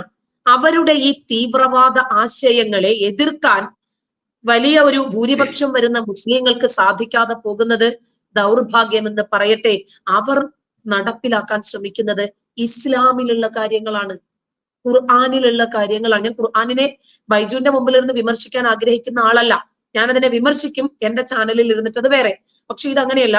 ഭൂമിയിൽ കുഴപ്പമില്ലാതാകുകയും ഈ ലോകം മുഴുവനും അള്ളാഹുവിന്റെ കാൽ കീഴിലാകുകയും ചെയ്യുന്നതുവരെ നിങ്ങൾ അവരോട് യുദ്ധം ചെയ്യണം എന്ന വചനം ഖുർആനിലുണ്ട്. അപ്പൊ ഈ മുസ്ലിങ്ങളുടെ മനസ്സിൽ എന്താ? ഇന്നല്ലെങ്കിൽ നാളെ ബാബരിയും ഗ്യാൻവാപ്പിയും ഒക്കെ നമ്മുടെ കയ്യിൽ വരാനുള്ളതല്ലേ? ഞങ്ങളുടെ വിശ്വാസപ്രകാരം ഇന്ന് മുസ്ലിങ്ങൾ വിശുദ്ധ മക്കയായി കാണുന്ന മക്കയിലും മദീനയിലും പോലും ധാരാളം വിഗ്രഹങ്ങൾ ഉണ്ടായിരുന്നു. അതൊക്കെ ബഹുദൈവാരാധകരുടെ ആരാധനാലയങ്ങളായിരുന്നു.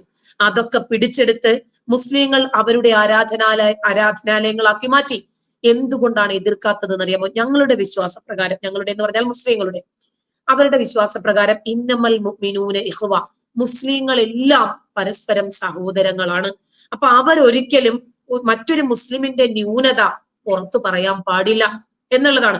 ഞാനിപ്പോ ഇങ്ങനെയൊക്കെ പറയുമെങ്കിലും പലപ്പോഴും ഇക്ക എന്നോട് ചോദിക്കാറുണ്ട്, ജാമി എന്തിനാണ് നമ്മൾ മറ്റുള്ളവർക്ക് അടിക്കാൻ പടി ഇട്ടു കൊടുക്കുന്നത്? അങ്ങനെ എതിർക്കണം. പക്ഷെ ഞാന് ബൈജു, എനിക്കൊരു നല്ല മധുരമുള്ള ഒരു ആപ്പിള് കിട്ടിയാല് ഞാൻ അത് ആദ്യം എനിക്ക് ഇഷ്ടപ്പെടുന്നവർക്കല്ലേ കൊടുക്കുക.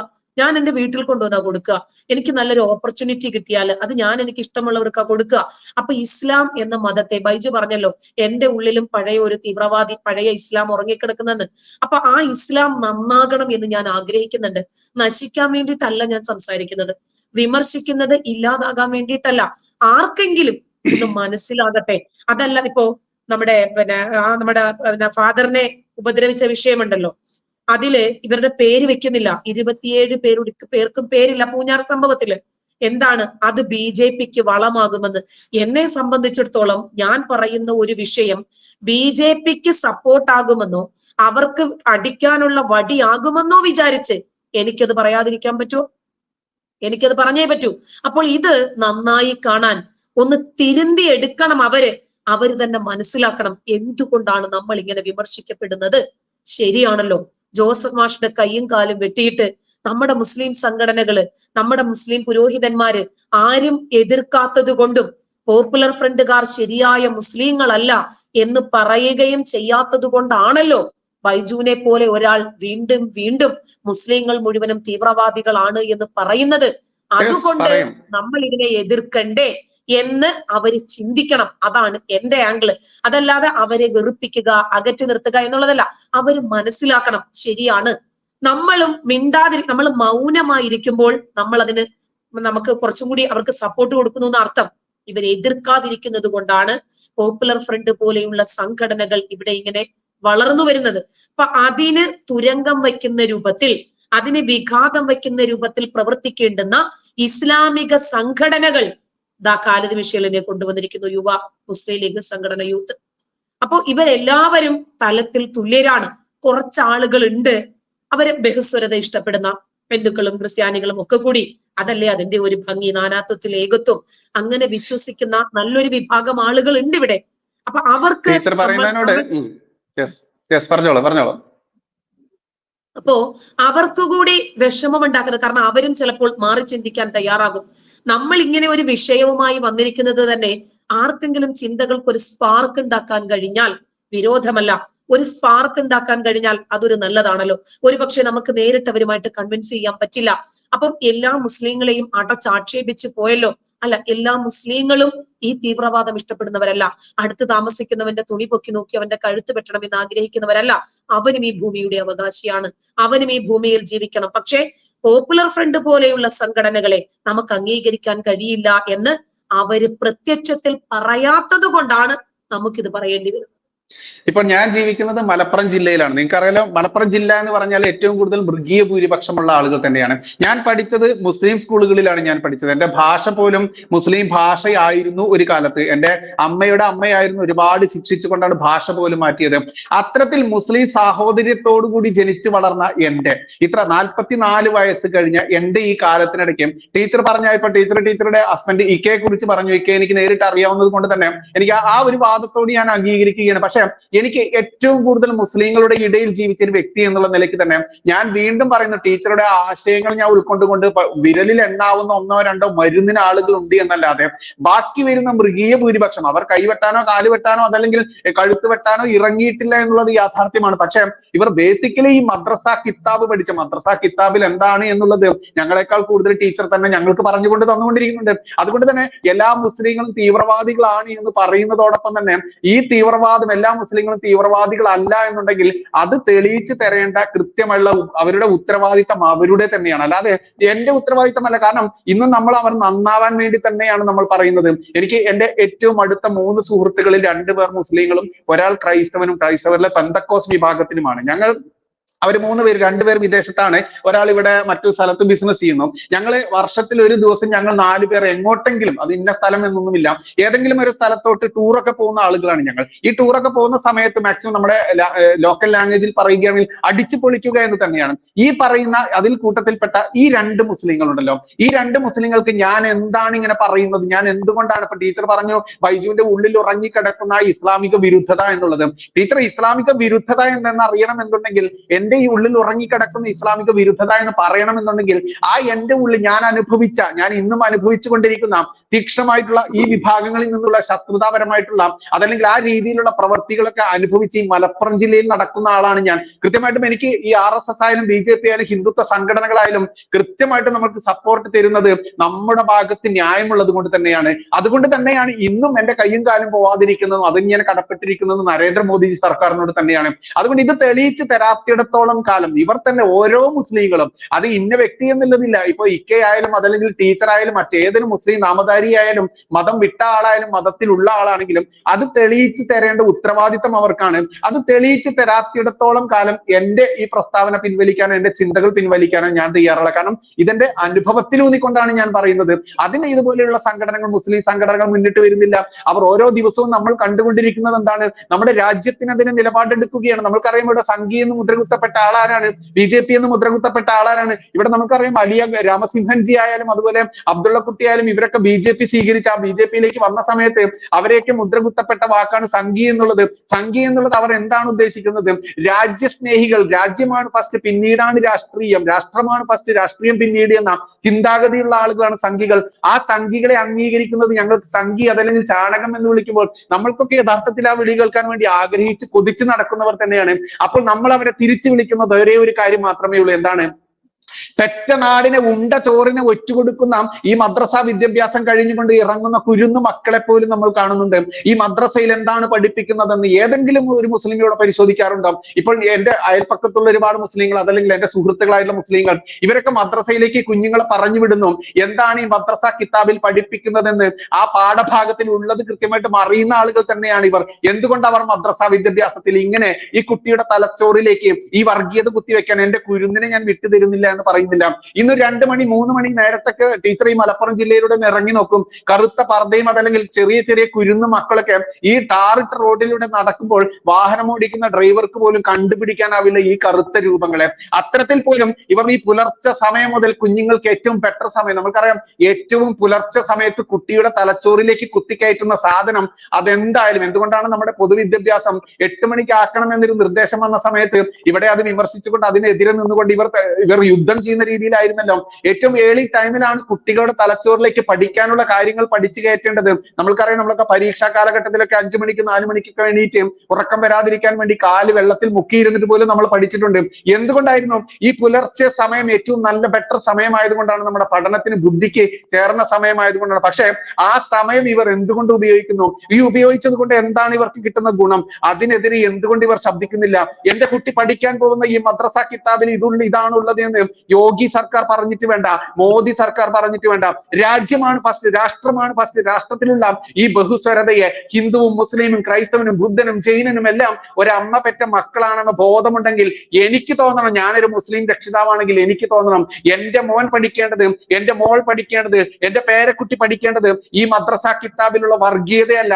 അന്യമതസ്ഥനെ കാണുമ്പോൾ കാണുന്നിടത്ത് വെച്ച് വെട്ടിക്കൊല്ലാനും കുത്തിക്കൊല്ലാനും അതല്ലെങ്കിൽ അയൽക്കാരനോട് അതിക്രൂരമായി പെരുമാറണം, യുദ്ധം ചെയ്യണം, നിന്റെ ഈ രാഷ്ട്രം, നിന്റെ ഇസ്ലാമിക രാജ്യം സ്ഥാപിക്കുന്നത് വരെ, നിന്റെ ഈ പറയുന്ന ഏകദൈവത്തിൽ വിശ്വസിക്കാത്തവരെ പൂർണ്ണമായിട്ടും കൊന്നൊടുക്കണം എന്ന് പറഞ്ഞത് ഞാനല്ല ടീച്ചറെ, RSS അല്ല ടീച്ചറെ, നരേന്ദ്രമോദിജി അല്ല ടീച്ചറെ, യോഗി അല്ല ടീച്ചറെ. അപ്പോൾ ഇത്തരത്തിൽ ഓരോ RSSകാരും ഓരോ BJPക്കാരും രാഷ്ട്രത്തിന് വേണ്ടി നിലകൊള്ളുമ്പോൾ ഓരോ ഹിന്ദുവും, ഇവിടെ ഹിന്ദുസ്ഥാൻ എന്ന പേരുണ്ടായിരുന്നു ഭാരതത്തിന്, ഇവിടെ ഇന്ത്യ എന്ന് പറയുന്ന പേരിന് മുൻപ് ഭാരതം എന്ന പേരുണ്ടായിരുന്നു, ഹിന്ദുസ്ഥാൻ എന്ന പേരുണ്ടായിരുന്നു. ഹിന്ദുസ്ഥാൻ എന്നുള്ള ഈ രാജ്യത്തെ എല്ലാ ജനങ്ങളും ഹിന്ദുക്കളായിരുന്നു. അതൊരു മതമല്ല സംസ്കാരമാണെന്നും പറഞ്ഞുകൊണ്ട് ഹിന്ദുവിന്റെ നെഞ്ചത്തോട്ട് കയറാൻ വേണ്ടി അതിനും ഉപയോഗിക്കുന്നു. എന്നിട്ടോ ഇത് മനസ്സിലാക്കേണ്ടവർ മനസ്സിലാക്കാതെ ഞാനൊന്നും അറിഞ്ഞില്ലേ രാമനാരായണൻ എന്ന് പറഞ്ഞുകൊണ്ട് പാല് കുടിക്കുന്ന പൂച്ചയുടെ പോലെ കണ്ണ് ചിന്തി പാല് കുടിച്ചാലൊന്നും ഇനി അത് വിലപ്പോതിട്ട് പോവില്ല. ഇവിടെ യോഗിയോ മോദിയോ അല്ല മുന്നിട്ട് ഇറങ്ങേണ്ടത്. ഇവിടെ മദ്രസ വിദ്യാഭ്യാസത്തിൽ പഠിപ്പിക്കുന്ന ഈ മതവർഗീയതയുണ്ടല്ലോ, അതിനെതിരെ ശബ്ദിക്കേണ്ടത് ഇവിടെ പഠിക്കാൻ വിടുന്ന ആ കുട്ടിയുടെ രക്ഷിതാവാണ്. ആ രക്ഷിതാവ് മിണ്ടാത്തിടത്തോളം കാലം ഇവിടെ ഇനിയും ഉറക്കെ പറയും എല്ലാ മുസ്ലിങ്ങളും തീവ്രവാദികളാണോ, അതല്ലെങ്കിൽ ആ മനസ്സ് ഉദ്ദേശിച്ചുകൊണ്ടാണോ ഇവർ കുട്ടികളെ പറഞ്ഞു വിടുന്നതെന്ന് ഏതെങ്കിലും ഒരു എന്റെ പോലെ തന്നെ സംശയിച്ചു കഴിഞ്ഞാൽ കുറ്റപ്പെടുത്താൻ എങ്ങനെയാണ്? ബൈജു ഇപ്പൊ താമസിക്കുന്നത് മലപ്പുറത്തല്ലേ? യെസ്. എത്ര തവണ ബൈജുവിന്റെ വീട്ടിൽ മലപ്പുറത്തെ മുസ്ലിങ്ങൾ കയറി ആക്രമിച്ചിട്ടുണ്ട്? പലതവണ. ബൈജുവിനെ എത്ര തവണ കൊല്ലാൻ ശ്രമിച്ചിട്ടുണ്ട്? പലതവണയും ഉണ്ടായിരുന്നു. പക്ഷെ നമ്മൾ കൃത്യമായിട്ട് സൂക്ഷിച്ചാണ് നടക്കുന്നത്. അല്ല, ഇപ്പോ ബൈജു താമസിക്കുന്നത് മലപ്പുറത്താണെങ്കിൽ മലപ്പുറം ഏറ്റവും കൂടുതൽ മുസ്ലിങ്ങൾ തിങ്ങിപ്പാർക്കുന്ന മേഖലയാണ്. ബൈജു പോലീസ് എസ്കോർട്ടോടു കൂടിയാണോ നടക്കുന്നത്? അല്ല, അല്ല. ബ്ലാക്ക് കാറ്റ്സ് ഉണ്ടോ കൂടെ? നമ്മുടെ അബ്ദുൽ നാസർ മദനിയൊക്കെ നടന്നത് പോലെ? ഇല്ല. മകൻ പഠിക്കുന്നതും ഒരു സ്കൂളിൽ തന്നെയാണ്, ഭാര്യ ഒരു സ്കൂൾ അധ്യാപികയാണ്. ടീച്ചർ മകൻ പഠിച്ച സ്കൂളിനെ പറ്റി ചോദിച്ചതുകൊണ്ട് ചെറുതായിട്ടൊന്ന് ഞാൻ കൂട്ടിച്ചേർക്കും ഇവിടുത്തെ മതേതരന്മാരുടെ ആ ചെറിയൊരു ഭാഗം. കാരണം എന്റെ മതാചാരം, ഞാൻ വിശ്വാസിയാണ്, എന്റെ ആചാരാനുഷ്ഠാനങ്ങൾ കൃത്യമായിട്ട് വിശ്വസിച്ച് പോകുന്ന ആളാണ്. ഗണപതി ഭഗവാനെ പ്രഹസനം നടത്തിക്കൊണ്ട് അപമാനിച്ചുകൊണ്ട് ഒരു ഹോട്ടലിൽ ഒരു മുസ്ലിം നാമധാരി ഒരു ഗണപതി ഭഗവാന്റെ വിഗ്രഹം വെക്കുന്നു. നമ്മളൊക്കെ ക്ഷേത്രങ്ങളിലാണ് വിഗ്രഹം കാണാറ്. അത് എന്റെ വിശ്വാസി എന്നുള്ള നിലയ്ക്ക് ഒരു ഹിന്ദു മതസ്ഥൻ എന്റെ ഭഗവാനെ ഇങ്ങനെ അപഹസിക്കുന്നത് ഞാൻ ചോദ്യം ചെയ്യുന്നു. ആ ചോദ്യം ചെയ്തതിനെതിരെ 153A മറ്റൊരുപാട് വകുപ്പുകൾ ചേർത്തുകൊണ്ട് ഇന്നിപ്പോൾ ഹിന്ദു സേവാ കേന്ദ്രത്തിന്റെ ശ്രീരാജക്കുള്ളിൽ കിടക്കുന്നു, ജാമ്യം കിട്ടാതെ 16 ദിവസം കഴിഞ്ഞ് ജാമ്യം കിട്ടാതെ കിടക്കുന്നു. ഇതേ വകുപ്പ് ചേർത്ത് എന്നെ 16 ദിവസം ജയിലിൽ അടയ്ക്കുന്നു.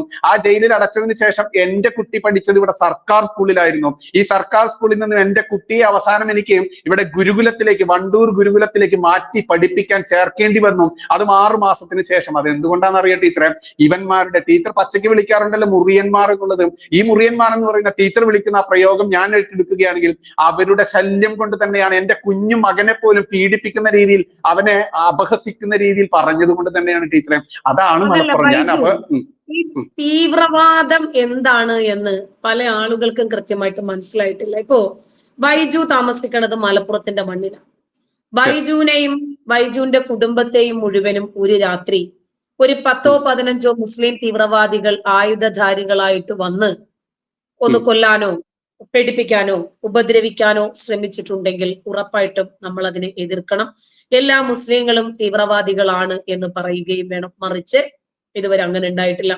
ഒരു കേസ് ശരിയാണ്. ഇല്ല ടീച്ചർ, അതിലൊരു എതിർപ്പുണ്ട്. ഒരു വീട്ടിൽ അതിക്രമിച്ച് കയറി നമ്മളെ ആക്രമിക്കുമ്പോൾ മാത്രം നമ്മൾ മുസ്ലിങ്ങളെ തീവ്രവാദികൾ എന്ന് വിളിക്കുന്നതല്ല. പൊതുവെ ഇവർ മാറ്റം വരുത്തേണ്ടത് എവിടെയാണ്? ഇവരുടെ കടക്കൽ. നമ്മൾ മരത്തിന്റെ മുകളിൽ ഇലയിൽ വെള്ളം ഒഴിച്ചിട്ട് കാര്യമില്ലല്ലോ ടീച്ചറെ. മുരട്ടിൽ തന്നെ അതെങ്കിൽ വേരിന് വെള്ളം ഒഴിക്കണ്ടേ? ഈ വേരിന് വെള്ളം ഒഴിക്കാതെ ഇവർ വർഗീയത എന്റെ കുട്ടിയെ പഠിപ്പിക്കുന്നു. മദ്രസ വിദ്യാഭ്യാസത്തിൽ എന്താണ് പഠിപ്പിക്കുന്നത് അറിഞ്ഞിട്ടും പ്രോത്സാഹിപ്പിക്കുന്നില്ലേ? മദ്രസ വിദ്യാഭ്യാസമോ ഒന്നുമല്ല. ഇവിടെ നമ്മൾ സംസാരിച്ചുകൊണ്ടിരിക്കുന്ന വിഷയം എല്ലാ മുസ്ലിങ്ങളും തീവ്രവാദികളാണ് എന്ന ബൈജുവിന്റെ കണ്ടെത്തലിനെ മാത്രമാണ് ഞാൻ ബ്രേക്ക് ചെയ്യാൻ ശ്രമിക്കുന്നത്. അതായത് എല്ലാ മുസ്ലിങ്ങളും തീവ്രവാദികളാണെങ്കിൽ മലപ്പുറത്ത് ബൈജുവും കോഴിക്കോട് ഞാനും നമുക്കിവിടെ നിലനിന്ന് പോകാൻ പറ്റില്ല. ആ മലപ്പുറത്ത് തന്നെയാണ് ജബ്ബാർ മാഷും ജസ്ലയും ഒക്കെ ഉള്ളത്. നിലനിന്ന് പോകാൻ പറ്റില്ല. ഇനി നമ്മളെ അപായപ്പെടുത്തണമെങ്കിൽ അവർക്ക് വലിയ പ്രയാസത്തിന്റെ ആവശ്യവുമില്ല. നമ്മൾ സ്വൈരമായി സഞ്ചരിക്കുന്നുണ്ട്. നമ്മൾ എവിടെ വേണമെങ്കിലും പോകുന്നു. ബൈജു തന്നെ പറഞ്ഞു, ഞാൻ ടൂറിന് പോകാറുണ്ട് കൂട്ടുകാരും ഒക്കെ ഒത്ത്. അപ്പൊ അവരുടെ കുറച്ച് ആളുകളെങ്കിലും സഹിഷ്ണുതയുള്ളവരുണ്ട്. ഒരു പക്ഷേ അവർക്ക് അവസരത്തിന്റെ അഭാവമുണ്ട് എന്നുള്ളത് നേരെ ശരിയാണ്. ഒരു അവസരം കിട്ടിയാൽ ഉറപ്പായിട്ടും അവർ കഴുത്തിൽ കത്തിവെക്കും, ഞാൻ സമ്മതിക്കുന്നു. പക്ഷെ നല്ലൊരു വിഭാഗം വരുന്ന മുസ്ലിങ്ങൾ, ഇപ്പൊ നമുക്കറിയാം മുഹമ്മദ് അലി ജിന്നയെ പോലെയുള്ള ആളുകൾ പോലും പറഞ്ഞത് ഇതൊരു ഹിന്ദു രാജ്യമാകുന്നതാണ് മതേതര രാജ്യമാകുന്നതിനേക്കാൾ ഞങ്ങൾക്ക് താല്പര്യം എന്നാണ് പറഞ്ഞത്. ഒരു ഹിന്ദു രാജ്യത്തോട് അവർക്കൊക്കെ താല്പര്യം ഉണ്ടായിരുന്നു. ഇസ്ലാം മത തീവ്രവാദികളാണെങ്കിൽ പോലും അവരൊക്കെയും ഒരു ബഹുസ്വരതയെ ഇഷ്ടപ്പെട്ടിരുന്നു എന്ന് തന്നെയാണ് ഞാൻ മനസ്സിലാക്കുന്നത്. മതേതര രാജ്യമാകാൻ അവർക്ക് താല്പര്യമില്ല, എന്നാലും ഹൈന്ദവ സംസ്കാരത്തെ അവരൊക്കെ ഇഷ്ടപ്പെട്ടിട്ടുണ്ടായിരുന്നു എന്ന് ഞാൻ മനസ്സിലാക്കുന്നത്.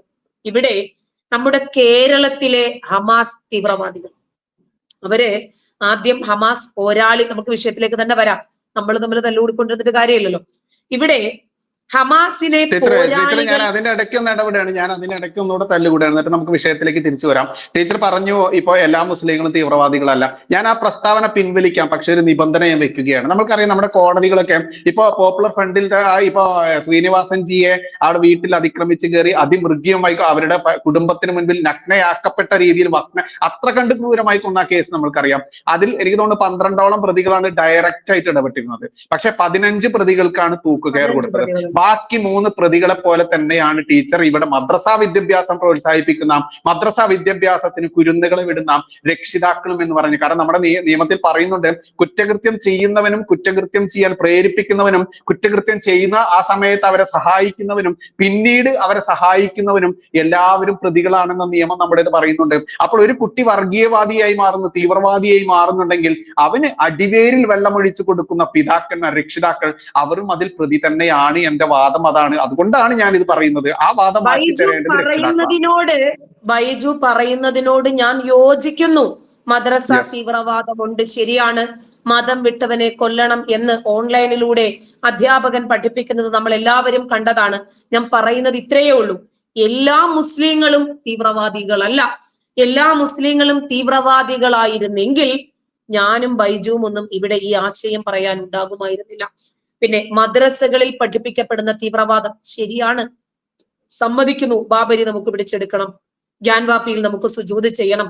നാളെ ബാബരിയിൽ ബാങ്ക് വിളിക്കുന്ന ബിലാലുമാർ നിങ്ങളൊക്കെ അല്ലേ ഞാൻ ബാബരി എന്നൊക്കെ പറയുന്ന രൂപത്തിൽ പോപ്പുലർ ഫ്രണ്ടുകാർ ഉഗ്ര തീവ്രവാദം ഈ കുഞ്ഞുമക്കളുടെ തലച്ചോറിലേക്ക് ഇരച്ചു കയറ്റുന്നുണ്ട്. ശരിയാണ്, ഒരു പക്ഷേ ബൈജുവിന് മുസ്ലിം സുഹൃത്തുക്കളുണ്ട്, എനിക്ക് നല്ലവരായിട്ടുള്ള ഒരുപാട് മുസ്ലിം സുഹൃത്തുക്കളുണ്ട്, നമ്മുടെ കുഞ്ഞുങ്ങൾക്ക് മുസ്ലിം സുഹൃത്തുക്കൾ ഉണ്ടാകും, ഭാര്യയ്ക്ക് ഉണ്ടാകും, നമ്മുടെ കുടുംബാംഗങ്ങൾക്കൊക്കെ മുസ്ലിം സുഹൃത്തുക്കൾ ഉണ്ടാകും. അവര് ആ ബഹുദൈവ വിശ്വാസിയെ കണ്ടാൽ കണ്ടെത്തിയിടത്ത് വെച്ച് പിരടിക്കു വെട്ടിക്കൊല്ലണം എന്ന വിഷയം പഠിച്ചിട്ട് കത്തിയുമായി നമ്മുടെ പിന്നാലെ നടക്കുന്നവരാണ് എന്ന് നമ്മൾ ആരും വിശ്വസിക്കുന്നില്ല. അടുത്ത് താമസിക്കുന്നവനോട് പരുഷമായി പെരുമാറണമെന്നും അവന്റെ ജാതിയും മതവും നോക്കി അവനോട് യുദ്ധം ചെയ്യണമെന്നും വിശ്വസിച്ച് നടക്കുന്ന ഒരു വിഭാഗം ആളുകളാണ് എല്ലാ മുസ്ലിങ്ങളും എന്ന് വിചാരിക്കരുത്. അത്തരക്കാരുണ്ട്, ഞാൻ സമ്മതിക്കുന്നു. അത്തരം തീവ്രമായ ആശയങ്ങൾ വെച്ച് പുലർത്തുന്ന ആളുകളുണ്ട്. ഇപ്പൊ കഴിഞ്ഞ ദിവസം നമ്മൾ ഒരാൾക്ക് ഒരു ചാരിറ്റി ചെയ്തിരുന്നു. നമ്മൾ അയാളുടെ ജാതിയോ മതമോ ഒന്നും നോക്കിയിട്ടല്ല, നമ്മളോട് അയാൾ നല്ല രൂപത്തിൽ സൗഹൃദം പങ്കുവച്ചിരുന്ന ആളാണ്. പിന്നീട് അവർക്ക് നമ്മൾ ചെയ്തത് കൊണ്ട് തന്നെ അവർക്ക് നല്ല രൂപത്തിൽ ഒരു ഫണ്ട് വന്നു. അപ്പോ ഞാൻ വിചാരിച്ചു മതി, ചില കാര്യങ്ങൾ ഞാൻ എന്റെ ചെവി കൊണ്ട് കേട്ടു. കാരണം BJP-ക്കാർ, അപ്പൊ ഞാൻ പറഞ്ഞു ശരിയാണ്, ഞാൻ BJP-കാരിയാണെങ്കിൽ എന്റെ സഹായം നിങ്ങൾക്ക് വേണ്ടെങ്കിൽ അതിങ്ങ് തിരിച്ചു തന്നേക്കൂ എന്ന് പറയേണ്ടി വന്നു. ഞാൻ പറയുന്നത് ഓരോ വിശ്വാസികളുടെ ഉള്ളിലും അതുണ്ട്.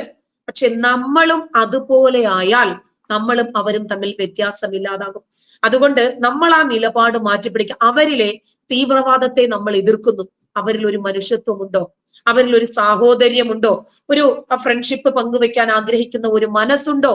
നമ്മൾ അതിനെ അംഗീകരിക്കുന്നു, അനുകൂലിക്കുന്നു. എനിക്ക് മീനിനെ വിളിച്ചു പറഞ്ഞാൽ ഉടനെ ഇവിടെ മീന് വൃത്തിയാക്കി, പിന്നെ ചെമ്മീനാണെങ്കിൽ വൃത്തിയാക്കി തരും, വേറെ കണയനാണെങ്കിൽ ഏത് മീനാണെങ്കിലും മത്തി വരെ വൃത്തിയാക്കി എന്റെ വീട്ടിൽ കൊണ്ട് എത്തിക്കുന്നവന്റെ പേര് മൻസൂർ എന്നാണ്. അവനൊരു തീവ്രവാദിയല്ല. എനിക്ക് പച്ചക്കറി വിളിച്ചു പറയാണ് 2 കിലോ സവാള 1 കിലോ ഉരുളക്കിഴങ്ങ് കൊണ്ടുതരുന്ന ആളിന്റെ പേര് യൂസഫ് എന്നാണ്.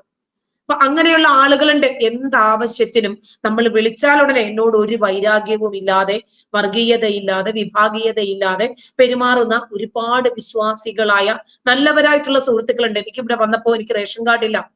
റേഷൻ കാർഡിന് എല്ലാം വേണ്ടതൊക്കെ ചെയ്തു തന്നത് ഒരു മുസ്ലിം ഉദ്യോഗസ്ഥനാണ്. അയാൾ ഇന്നും എന്റെ നല്ല സുഹൃത്താണ്. ഒരുപാട് പോലീസ് ഉദ്യോഗസ്ഥരുണ്ട്. അപ്പൊ അതുകൊണ്ടാണ് ഞാൻ പറയുന്നത് എല്ലാവർക്കും നമ്മളോട് അത്ര വലിയ വൈരാഗ്യമില്ല. പക്ഷേ അവർ ഈ ഖുർആനും ഹദീസും ഒന്നും കണ്ടിട്ടില്ല. ഇതിനകത്ത് ഇങ്ങനെ പറഞ്ഞിട്ടുണ്ടോ, അങ്ങനെ പറഞ്ഞിട്ടുണ്ടോ, ഇതൊന്നും നോക്കി നടക്കുന്ന ആളുകളല്ല. അവര് ജസ്റ്റ് ഫോളോവേഴ്സ് മാത്രമാണ്. അവർ ഇസ്ലാമിനെ കുറിച്ച് മുസ്ലിം മാതാപിതാക്കളുടെ മക്കളായി ജനിച്ചു, അവരങ്ങനെ അങ്ങ് ജീവിച്ചു പോകുന്നു എന്നുള്ളതല്ലാതെ നമസ്കരിക്കുന്നു, സക്കാത്ത് കൊടുക്കുന്നു, നോമ്പ് പിടിക്കുന്നു, അതല്ലാതെ എന്താണ് ഇസ്ലാമിനെ കുറിച്ച് പറഞ്ഞിരിക്കുന്നത്? അങ്ങനെ അക്ഷരത്തിൽ കടിച്ചു തൂങ്ങുന്നവരല്ല ബൈജു. അങ്ങനെ നിഷ്കളങ്കരായിട്ടുള്ള കുറച്ച് ആളുകളുണ്ട്. അവർ ഈ സമൂഹത്തിൽ ജീവിച്ചു പോകുന്നു, തൊഴിലെടുക്കുന്നു. തൊഴിലെടുക്കുമ്പോൾ പല തൊഴിൽ, എന്താണെങ്കിലും ഒരു ബിസിനസ്, പല മതസ്ഥരും വരും, പല രാഷ്ട്രീയക്കാരും വരും. അതേ ഉള്ളൂ. നമുക്ക് നമ്മുടെ വിഷയത്തിലേക്ക് തന്നെ മടങ്ങി വരാം. അതായത് ഈ ഇസ്രായേൽ ഹമാസ് യുദ്ധം തുടങ്ങിയ സമയത്ത് പ്രസ്താവന പിൻവലിക്കണമെന്നൊന്നും ഞാൻ പറയുന്നില്ല. പിൻവലിക്കുന്നതും വലിക്കാത്തതും നമ്മുടെ മാത്രം മനസ്സിന്റെ വിശാലതയാണ്. ഞാൻ പറയുന്നത് അവർ ചിന്തിക്കുന്നത് പോലെ തീവ്രമായി, രൂക്ഷമായി, വെറുപ്പോടെ നമ്മൾ ചിന്തിക്കണ്ട.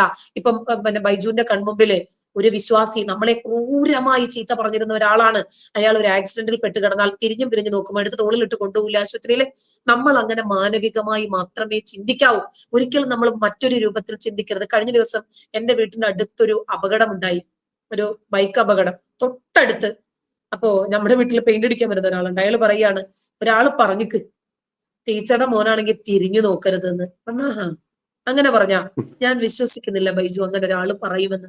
അപകടത്തെ നാളെ നമുക്കും വരാമല്ലോ എന്ന രൂപത്തിൽ മാത്രമേ ഏതൊരാളും കാണൂ.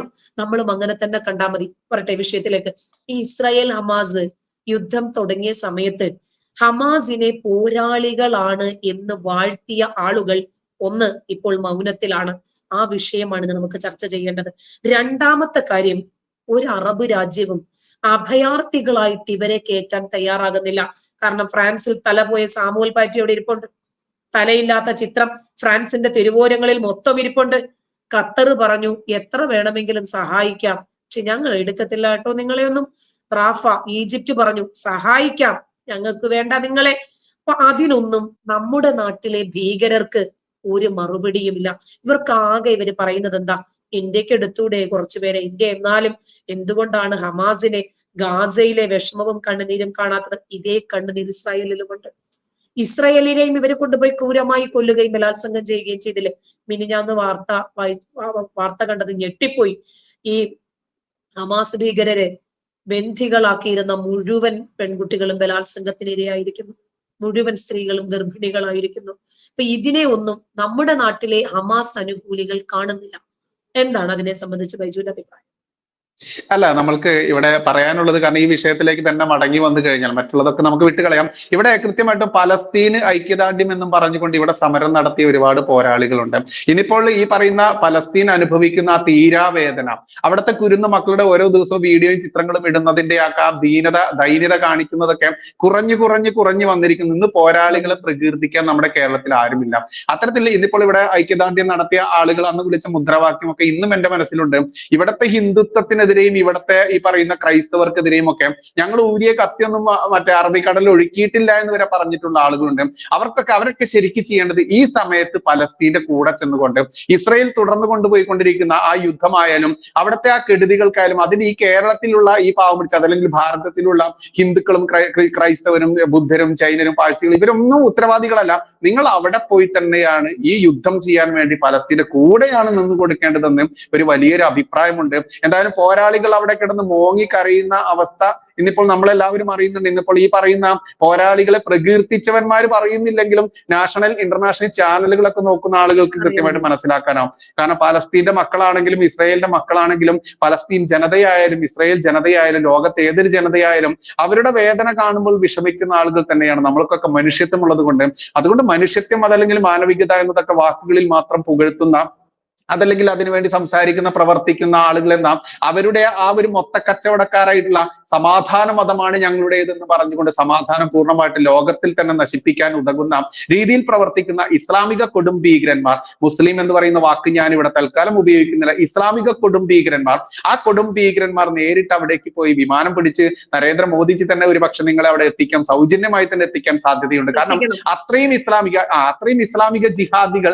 അത്രയും ഇസ്ലാമിക ഭീകരവാദികൾ, അത്രയും ഇസ്ലാമിക രാജ്യദ്രോഹികൾ നമ്മുടെ നാട്ടിൽ നിന്ന് പോയി കിട്ടുക എന്ന് പറഞ്ഞാൽ അത് തന്നെ വലിയ ഒരു അനുഗ്രഹം തന്നെയാണ്. അതിലേക്കായിരിക്കട്ടെ നമ്മൾ ഞാനിവിടെ റിമൈൻഡ് ചെയ്യാൻ ശ്രമിക്കുന്നത് എന്താണെന്ന് അറിയാമോ ബൈജു? ഈ സാഹചര്യത്തിലും ഈജിപ്തിൽ ചെന്ന് ഹമാസ് ഭീകരനായ നേതാവ് ഇസ്മായിൽ ഹനിയ ഈജിപ്തിനോട് പറയാ, ഇസ്രായേലിനോട് നിങ്ങളൊന്ന് പറയണം, ഗാസയിലെ കുഞ്ഞുമക്കൾ ഭക്ഷണമില്ലാതെ വെള്ളമില്ലാതെ ശുദ്ധവായു ശ്വസിക്കാൻ പറ്റാതെ മോശമായ വൃത്തിഹീനമായ സാഹചര്യങ്ങളിൽപ്പെട്ട് ഇവര് വല്ലാതെ കെടുതിയിലാണ്, മാറാരോഗങ്ങളുടെ പീഡയിലാണ്. അവരെ ഉറ്റവരെ നഷ്ടപ്പെട്ട, ഉടയവരെ നഷ്ടപ്പെട്ട, മക്കളെ നഷ്ടപ്പെട്ട, ഭാര്യയും ഭർത്താവും, ഇങ്ങനെ ഒരുപാട് വേർപാടുകൾ ഒക്കെ അനുഭവിക്കുന്ന മനുഷ്യരാണ്. അവർക്ക് നിങ്ങൾ വെള്ളം എത്തിച്ചു കൊടുക്കണം, ഭക്ഷണം എത്തിച്ചു കൊടുക്കണം. ഈ ഇത്രയും ക്രൂരത ഇസ്രായേലിനോട് ചെയ്തിട്ട് പോലും ഇസ്രായേലിനോട് ഹമാസ് ഭീകരനായ ഇസ്മായിൽ ഹനിയ ഈജിപ്തിനെ മീഡിയേഷന് വെച്ചിട്ടത് ആവശ്യപ്പെടുന്നുണ്ടെങ്കിൽ ഇസ്രായേലിന്റെ മനുഷ്യത്വം അവർക്ക് അറിയുന്നത് കൊണ്ടാണ്. ഒന്നതാണ്, അതായത് ഇസ്രായേലിനോട് കുട്ടികളെ സംബന്ധിച്ചും വൃദ്ധരെ സംബന്ധിച്ചും പറഞ്ഞാൽ ഇസ്രായേൽ അത് കേൾക്കും. ഒടുവിൽ ഇസ്രായേല് തന്നെ ഇവരെ സഹായിക്കാൻ തയ്യാറാകുവാണ്. ഇസ്രായേലിലെ സ്ത്രീകളെയും കുട്ടികളെയും ബലാത്സംഗം ചെയ്ത് പീഡിപ്പിച്ച് നുഴഞ്ഞു കയറി ഇത്രമാത്രം നാശനഷ്ടങ്ങൾ ഉണ്ടാക്കിയിട്ട് പോലും ഒടുവിൽ ഇടയ്ക്ക് വെച്ചിട്ട് അമേരിക്കയുമായിട്ട് പോലും ചെറിയ സ്വാരസ്യമുണ്ടായി. ഇപ്പോഴും ചെങ്കടലിൽ ഹൂതികളെ ഇറക്കി ആക്രമിച്ചുകൊണ്ടിരിക്കുന്നു. എന്നിട്ടും ഇസ്രായേലിന്റെ മനുഷ്യത്വം മാത്രമാണ് അവിടെ പ്രതിഫലിച്ച് കാണുന്നത്. ലോകം കാണുവാണിത്. എന്നിട്ട് ഇസ്രായേലിനോട് ആവശ്യപ്പെടുകയാണ്, ഗാസയിലെ ജനതയെ സംരക്ഷിക്കണം, ഗാസയിലെ പൗരന്മാർക്ക് നിങ്ങൾ സംരക്ഷണം കൊടുക്കണം. ശരിക്കു പറഞ്ഞാല് ഗാസയിലെ തെരഞ്ഞെടുക്കപ്പെട്ട സർക്കാരാണ് ഹമാസ്. അവരാണ് ഇവരെ സംരക്ഷിക്കേണ്ടത്. അവര് കാണിച്ച കൊള്ളരുതായ്മ കാരണം ഒരു സംഗീത സദസ്സ് ഇസ്രായേലിൽ നടക്കുന്നു. അവരുടെ സന്തോഷമാണത്, അവരുടെ സന്തോഷമാണ് എന്നത് അംഗീകരിക്കാൻ കഴിയാതെ അതിലും ഇവർ മതം കലർത്തി. അപ്പോ മതപരമായി സംഗീതം ഹറാമാണല്ലോ. അങ്ങനെ വരുമ്പോൾ ഇവര് ചെയ്യുന്നത് ഹറാം പറഞ്ഞ പ്രവൃത്തിയാണല്ലോ. അങ്ങനെയാണ് അവിടെ നുഴഞ്ഞു കയറി 1400ഓളം ആളുകൾ, 1400 കുടുംബങ്ങളിലെ ആളുകളാണ്. അത്രയും ആളുകളെ ക്രൂരമായി കൊന്ന് ഈ ഒക്ടോബർ മുതൽ ഇന്ന് വരെ നിലനിൽക്കുന്ന ഒരു യുദ്ധത്തിന് തിരികൊളുത്തിയ ആളുകളോട് ഒരു നിമിഷത്തേക്ക് നെതന്യാഹു എന്ന മനുഷ്യൻ ക്ഷമിക്കുവാണ്. ഇവർക്ക് പറ്റുമോ? ലോകത്തേതെങ്കിലും ഒരു ഇസ്ലാമിക ഭരണാധികാരിക്ക് പറ്റുമോ?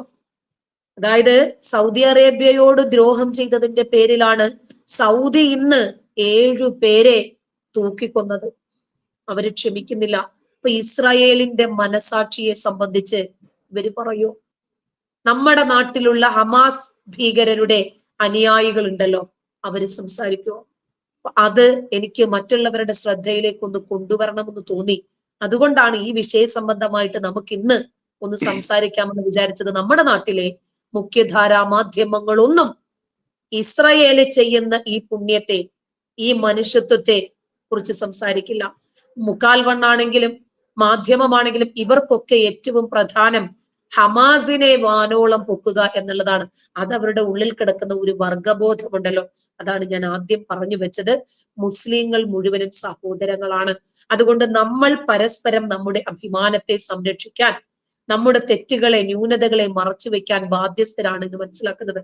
ഇസ്രായേൽ എന്ന വലിയ രാജ്യത്തിന്റെ, ഇസ്രായേൽ എന്ന രാജ്യം മുഴുവനും മനുഷ്യത്വത്തോടൊപ്പമാണ് നിൽക്കുന്നത്. ഗാസയിലെ ജനതയെ ഇത്രയും ഒരു കെടുതിയിലേക്ക് കൊണ്ടുപോയ ഇസ്മായിൽ ഹനിയയും അതുപോലെ യഹിയ സിൻവാറും ഇവരൊക്കെ സേഫ് ആയിട്ടുള്ള സോണുകളിലാണുള്ളത്. മുഹമ്മദ് ദെയ്ഫ് കയ്യങ്കാലും ഇല്ലെങ്കിൽ എന്ത് അപാരമായ തീവ്രവാദ തലച്ചോറാണ്.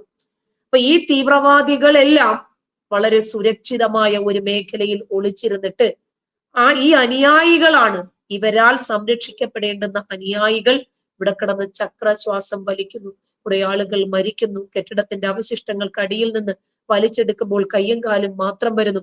ഈ സാഹചര്യത്തിൽ ഇവരടിയറവ് വെക്കേണ്ടതിന് പകരം ജൂതന്മാരെ ഇല്ലാതാക്കണം എന്ന 1400 കൊല്ലങ്ങൾക്ക് മുമ്പുള്ള ആശയങ്ങളും പേറിയാണ് ഇപ്പോഴും ഇവർ ഇറങ്ങി തിരിച്ചിരിക്കുന്നത്. അതിനെക്കുറിച്ച് എന്താണ് ബൈജുവിന് പറയാനുള്ളത്?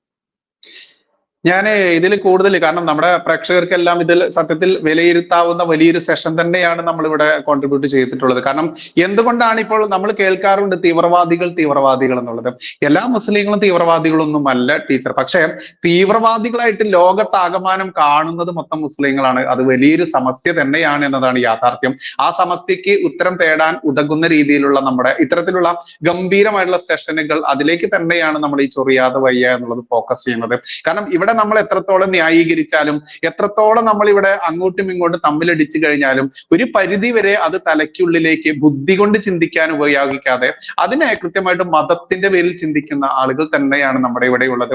അതുകൊണ്ടാണ് ടീച്ചർ പറഞ്ഞിട്ടുള്ള യഥാർത്ഥ മാനവികത എന്ത് എന്നുള്ളത് ഇസ്രായേൽ കാണിച്ചു തന്നിട്ടും അത് നമ്മുടെ ജനങ്ങൾക്കിടയിലേക്ക് മാധ്യമങ്ങൾ കൊടുക്കുന്നില്ല. ഇവിടെ മുക്കാൽ വണ്ണായാലും ഈ പറയുന്ന മാധ്യമമായാലും ഇവർ കൊടുക്കുന്ന ഈ ഫേക്ക് വാർത്തകൾ, അതല്ലെങ്കിൽ ഇന്ന് സോഷ്യൽ മീഡിയയിലൊക്കെ നമുക്കറിയാം, ഫേസ്ബുക്ക് ആയാലും അതല്ലെങ്കിൽ ഒട്ടുമിക്ക സോഷ്യൽ മീഡിയയിലും ഈ ഇസ്ലാം ഈ ഭീകരതയ്ക്കെതിരെ നമ്മൾ എന്തെങ്കിലും സംസാരിച്ചു കഴിഞ്ഞാൽ അത് കമ്മ്യൂണിറ്റി ഗൈഡ് ലൈൻ എതിരാണെന്നും പറഞ്ഞുകൊണ്ട് നമ്മൾക്കെതിരെ നടപടിയെടുക്കുന്ന സോഷ്യൽ മാധ്യമ ലോകം പോലും അത് ഈ പറയുന്ന ഇസ്രായേൽ ക്രിയേറ്റ് ചെയ്തതാണ്, UK ക്രിയേറ്റ് ചെയ്തതാണ്, മറ്റേതൊരു രാജ്യം ക്രിയേറ്റ് ചെയ്തതാണെങ്കിൽ പോലും അത് കൃത്യമായിട്ട് ഇസ്ലാമുകൾക്കെതിരെ വരുമ്പോൾ ഈ രാജ്യദ്രോഹികളായിട്ടുള്ള ഈ മുസ്ലിം എന്ന് പറയുന്നില്ല, ക്ഷമിക്കുക, ഇസ്ലാമിക രാഷ്ട്രീയ ഈ ഭീകരന്മാർക്കെതിരെയാണെങ്കിൽ പോലും പറഞ്ഞു കഴിഞ്ഞാൽ അതിനെതിരെ പോലും സാമൂഹ്യ മാധ്യമങ്ങൾ പോലും ഈ എതിർ നിലപാടെടുക്കുന്ന രീതിയിൽ പോയിക്കൊണ്ടിരിക്കുന്ന ഈ നാളുകളിൽ നമ്മുടെ പോലെയുള്ള ഇത്തരത്തിലുള്ള വാക്കുകൾ തന്നെയാണ് വലിയ മൂർച്ചയുള്ള ആയുധം എന്നതാണ് യാഥാർത്ഥ്യം. കാരണം മാധ്യമങ്ങൾ കൊടുക്കാത്തതിനെ പറ്റിയോ അതല്ലെങ്കിൽ എന്തുകൊണ്ട് കൊടുക്കുന്നില്ല, എതിരായിട്ടുള്ളത് കൊടുക്കുന്നു എന്ന് ചിന്തിച്ചു കഴിഞ്ഞാൽ അതും ഉത്തരം കിട്ടാത്തൊരു സമസ്യ തന്നെയാണ്